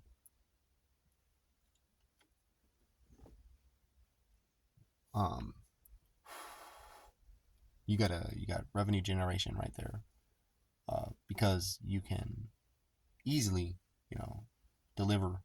You don't need any storefront or nothing for a lobby. You just deliver clean food, clean pizza, clean food. Yeah, it'd be nice to have a storefront, where people can see what's going on and how they're making stuff, make it in the shape of like horseshoe or something like that. So you can just have massive kitchen facilities, no matter what they're ordering. We got the time schedule down to a science.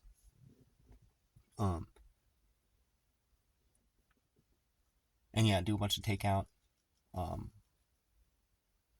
But probably have, like do it like a cocktail lounge or whatever. Have your live music. Have a dance floor.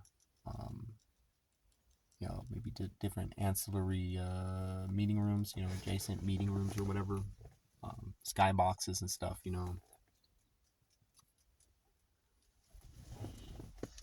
And so, a place where non-members can come and get food, and then members can come, hang out, get food, smoke weed, have a couple drinks, if the occasion calls for it, talk some business, figure some shit out, go for a dance, get some good food, and basically, hang out or whatever. And this is just down the road from, the colony or whatever. And so you just get on a golf cart train or whatever down back to your house. No need to run a car, this or that. Make it so that your job, like, what you do for work, is literally a hop, skip, and a jump away from your house. Okay, you want this stuff to be close because you're wasting time traveling. You're commuting 30 minutes or 40 minutes or whatever, even 15 minutes. It's like half an hour a day gone. You get audiobook or whatever, okay, but you're never getting it back. You're just trying to do the best you can. Ideally, you spend 15 minutes praying, right? And then it's like, okay, I'm ready to go to work. Then you go to work, clock in, do some work, yada yada yada. All basically in the same spot. Export. Rule number one: you got to export something in order to get money and in order to have influence. And so, export. You're exempt from fucking income tax and fucking labor tax and this and that. How much of a fucking advantage do you have now to import, raw materials and then process and make whatever the fuck? Okay, so you make you run fields, grow linen, and then make fine linen products. Okay, the same thing with sheep and wool products, leather. I mean, shit, dude, I haven't figured that out. I like leather. Maybe, I don't know, man. I'll have to kill a cow. I think maybe I'll have to kill a cow. I don't know.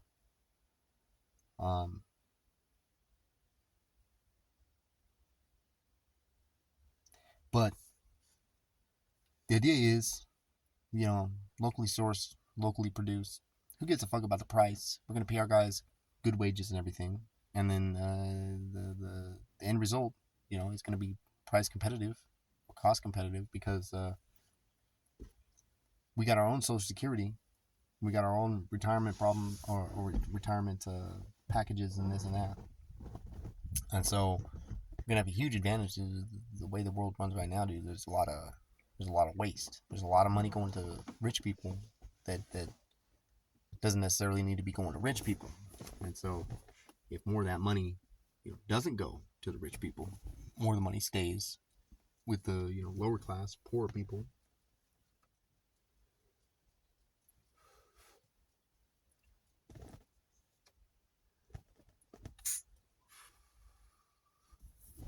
Perfect world, yada yada yada, rose-colored glasses, sure. But I'm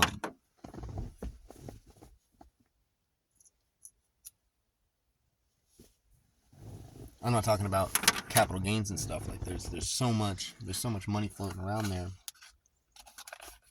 The rich people don't actually have to lose anything that they've righteously gained. They don't have to lose anything. So pretty much it's like it's just a matter of being smart and not greedy.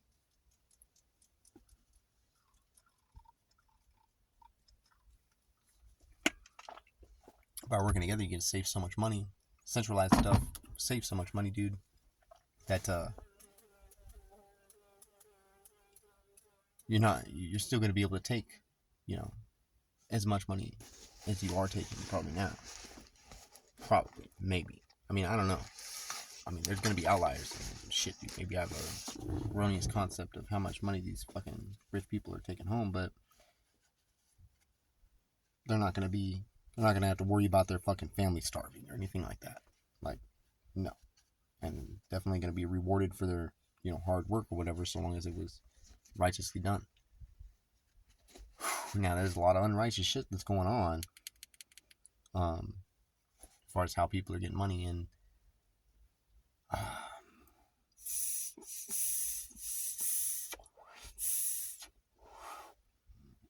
yeah, lots of unrighteous shit. So, curtail and this and that. I could expand on a bunch of stuff because there's a lot of stuff to talk about. But the bottom line is, you psychologically heal yourself just by owning land. It doesn't even matter if it's just a shack on there. As long as you have a reasonable expectation that you're not going to starve, freeze, right? Or cook to death, I guess, but starve or freeze. Huge psychological load off. You're going to be able to perform better at your job. You're going to be able to think more clearly. You're going to be able to plan, further down the road as far as what you actually want to get accomplished. And what you want to accomplish for other people. That's, more important. Most important. Because with the selflessness comes, for example, for an example, McLaren F1. Now they got new, forget what it's called. And I think there was another one too. Yeah, because McLaren Speedtail, right? And there was another one too. But anyway, center drive fucking car, dude. I want a center drive car. I want a badass, fast as fuck center drive car. I could leave it at that, I got other specifications and stuff, but that ideally, or at least a fucking car that is not a complete motherfucking piece of shit, that actually has good weight distribution, and that I can actually fling around on fucking gravel roads. Pretty much, I want an all-wheel drive fucking boosted motherfucking 911 compound turbo, probably 3 compound turbos on each side, so it's like 6 compound turbos. I think it'd be parallel tri-compound. Anyway, yeah, that'd be fun as fuck. Problem is I'm not gonna fucking bust my ass and work and shit so that I can have a fucking 911 turbo. Like, yeah, it'd be nice to have. I'm not gonna work for that. That's not gonna get me up in the morning. You know what I'm saying? Like, that doesn't fucking matter to me. Be nice to have. Doesn't fucking matter to me. So, the same way that I look at other people, okay, and see they want, such and such, but they're not willing to work for it themselves. Okay, this is a good personality trait, favorable personality trait. Rich people, selfish people, look at it as a negative, and they say, "Oh well, you just don't care. You're not willing to do the work." It's like, no, motherfucker, I'm willing to do the work. I don't want to work for that reason. Like, that's a stupid. It's not persuasive. Not persuasive. But working for somebody else, right? So like, this is actually why I want to provide housing and shit. Okay, because I know I don't get inheritance per se. Well, hold on. I mean, that's past tense. Okay, so I've already agreed to not get inheritance per se, or inheritance at all. Any inheritance. Okay, so already agreed to not get any inheritance. Okay, so that was the fact. Evidently, because I agreed, do everything without inheritance. Then I earned inheritance. Okay, so it's kind of like, I don't know what the word. There's a word for it, but basically it's like, it's rooted in mysticism and stuff. It's higher level stuff. You could say it's sort of like karma or whatever, but I'm pretty sure karma is so fucking confused that it's not really useful beyond the general conception that you get what you pay for. So that, I mean, I don't use it as anything, meaning anything more than get what you pay, get what you pay for. It goes around, comes around, and it's just colloquially known as karma. Somewhat acceptable and unacceptable at the same time, but at least useful.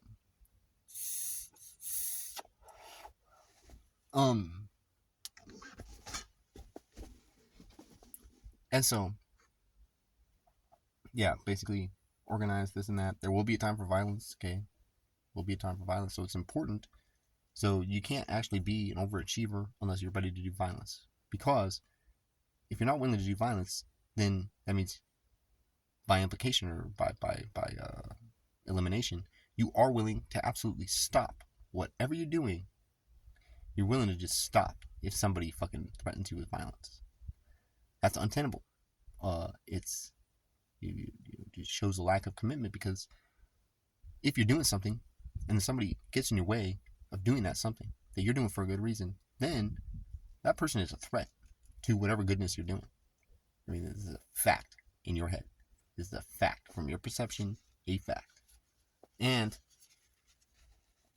if they're impeding this good thing, that means they're doing evil, okay? Now, they might not even know, and so you might need to tell them, hey man, I'm just trying to do this. And they say, I don't give a fuck, blah, blah, blah, blah, blah. And, so there's friction. There's friction. That's why it's important to work together.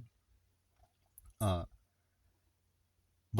what I'm saying is that it's important to work together because of that. But also, if you're not working together, you have to have that trait no matter what. Where, you're basically just whatever the right thing is to do, you're going to do that thing. You might hesitate. You probably got experiences where you hesitated or whatever, and so you're worried about hesitating again, but that's evidence that probably you're not going to hesitate. And so what you need to do to seal the deal is basically just to ask for time and opportunity in order to properly consider prior to whatever instance. For example, you could say, hey God, refresh my memory if something like this ever happens where I need this information. Refresh my memory of this or something like this, or anything to fucking help me in this position, so that I don't actually fuck myself and fuck you and fuck everything. You know what I'm saying? So just give me opportunity, turn around and repent, and blam. You get a promise. You get a promise. So it's important to think about stuff like this, but in order to think about stuff like this, you need to chill the fuck out. And technically, you need to be doing the Sabbath. If you're not doing the Sabbath, okay, if you're working, if you're not holding it as holy, then you're defiling the Sabbath. Which means that every Sabbath, you're earning wrath, basically, from God. And so it's not a good thing. It's going to make him predisposed to just ignore whatever your prayer is or whatever. It's like, oh, I've got a message from so-and-so. It's like, yeah, but isn't he a motherfucker? Yeah, I mean, technically he's a mother. Well, I don't want to hear about that motherfucker. Because he's got shit going on. And yeah, I mean, gross oversimplification, but it gets the point across. Let's see. So you got tens, subdue the earth, Israel, the priesthood, vector, and then you have Pretty much, yeah, just the overachievers. You have total commitment. You have to be able to orate or whatever to fucking cops and judges or whatever. Yeah, money where your mouth is. And better do something now. And, you know, if you've got doubt and stuff, then it's because you're actually not confident in yourself, your own decision making abilities, because no matter what, and I mean no matter what, you should be in a state where you can make a logical, wise decision about anything. Anything, you know, somewhat familiar that you're somewhat familiar with. So like everyday stuff, totally, you should be making wise decisions all the time. And if you make an unwise decision, you should recognize that like within a very short period of time and be able to then apply that in order to make wiser decisions then in the future.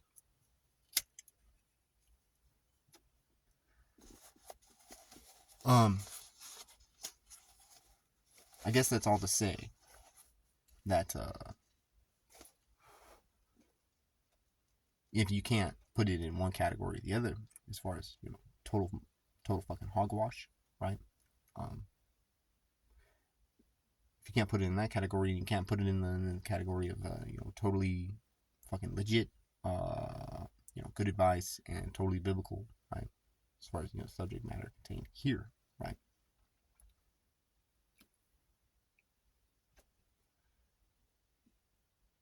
Then you're not confident enough in your own decision making ability.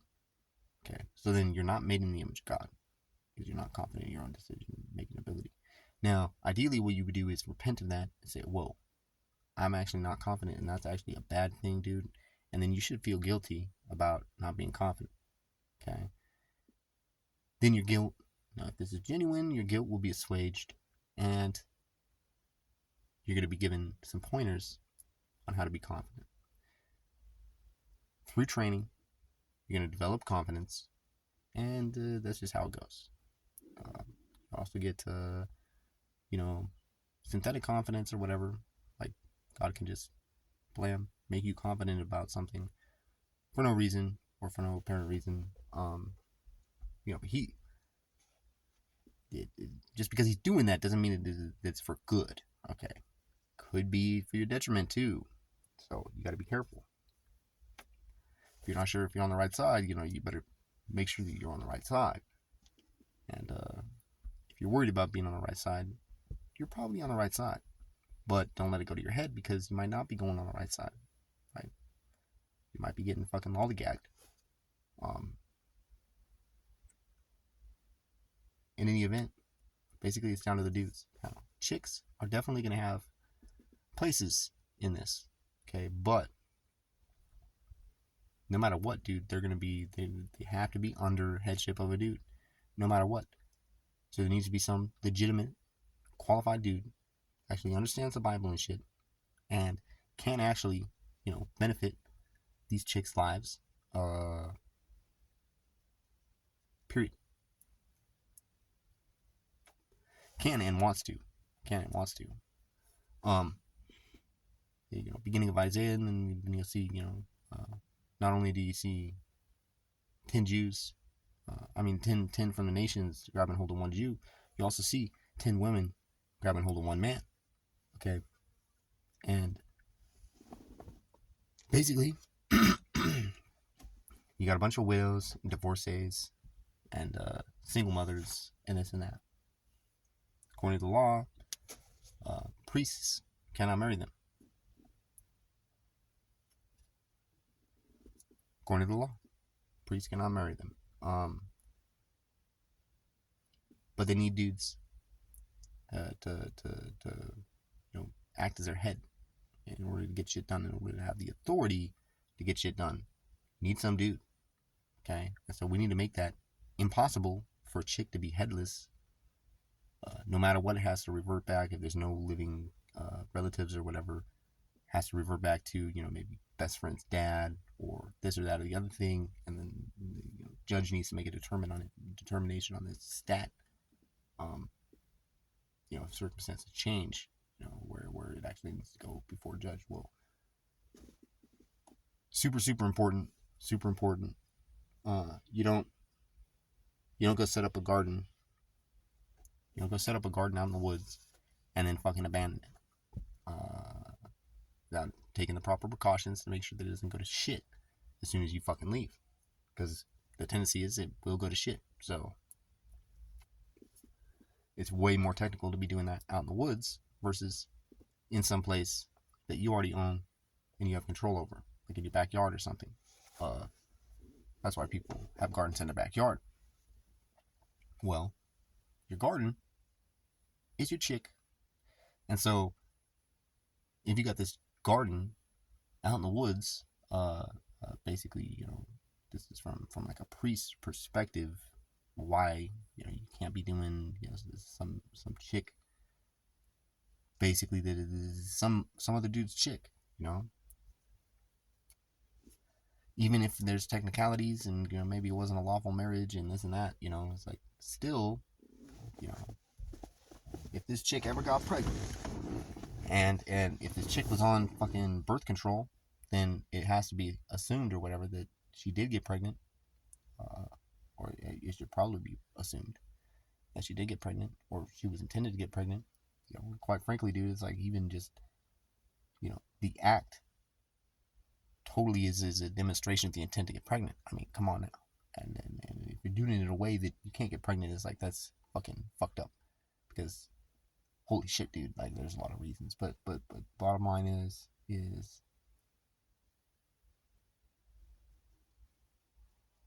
you can't leave the women out, in the cold. So dudes have gotta, there's gonna be dudes. There's gonna be dudes that are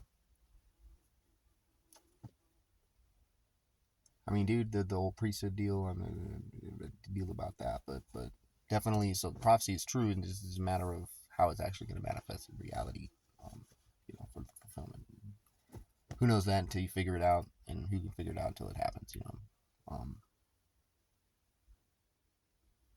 So, yeah, I mean, basically, but it definitely does say that.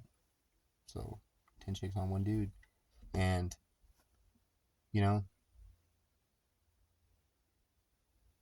mean, that's only one reason is the divorcees and stuff. There's that too, but there's also a bunch of prime young honeys that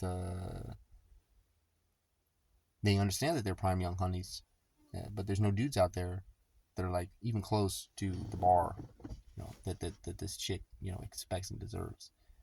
Deserve is definitely a loaded term. I mean, technically, you would just use that diminutive sense. But probably even say the word anyway. And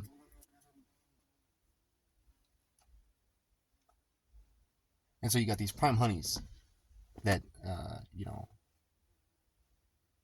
basically their standards are too high. That's good for them, But you gotta seize the day, when legitimate fucking able dude fucking presents himself, right? You're presented with him. It is incumbent upon you to seize the opportunity, at least play it out the best you can.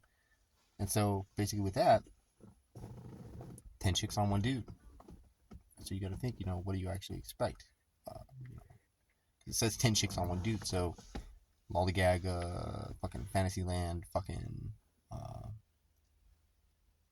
this chick is the apple of the dude's eye, and blah blah blah blah blah. The only one. It's like, yeah, like there's a lot of valid concepts and stuff embedded in those stories and those concepts of princesshood or whatever. But they're corrupted because they changed the pure concept of romance between a husband and a wife into perverted concept of essentially idolatry of women. It's been happening since time immemorial. People have been worshiping women, and it's really no different. So, feminism and, women trying to be, the boss and stuff. It's like, man, it's like, shit, dude. It's too bad the dudes don't have the answer beforehand, right? Okay, they skipped the class or whatever, so they didn't get the answer beforehand. So they've been trying to play catch up. Obviously it's not working. And so, for a bunch of different reasons, basically, it's really beneficial to just lay the law down and say, you know what, dude makes a point. I should be doing the Bible. There's really, no contradictory evidence to disprove the Bible. There's a bunch of evidence to support the Bible. I mean, it depends on what level you're at and understanding and stuff. But presuming that you're, at least an agnostic, it stands out. Bible, three main religions, and all of them are at least pseudo Bible based, and you have to acquiesce that it's the most powerful, book or collection of writings or whatever that has ever existed. And so basically, it's like, what an anomaly. Like, maybe you should pay some special attention to that, because it's like, what an anomaly,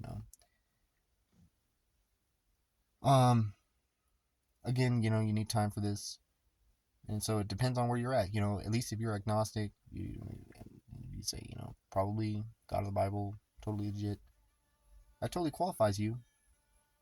You can come feel it out.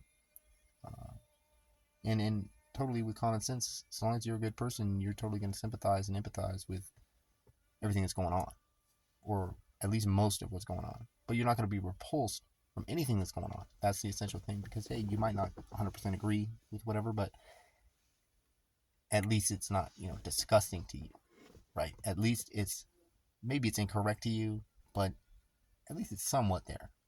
Like, at least you can talk. You have common ground with these people or whatever. And you can trust that they're not going to bring up something completely fucking heinous that's going to fuck up your whole flow. And so you have to have common goals. And that's, personal advancement. You need to make yourself as good as you possibly can to present yourself a living sacrifice, da-da-da-da-da. Goes back to Leviticus 21 or 23 or whatever, the 22, last chapter of Leviticus.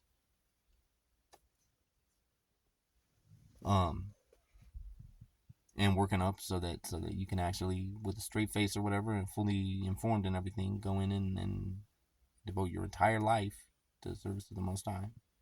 No end date. You say forever. Yep, totally down. Forever. And so once you do that, like, man, there's no going back. Okay, so you definitely need to do some stuff lower level, so you know what you're getting into. But that's the ideal, is for everybody to transition so that they're always in service of the Most High, and then the Most High is always providing everything that we need,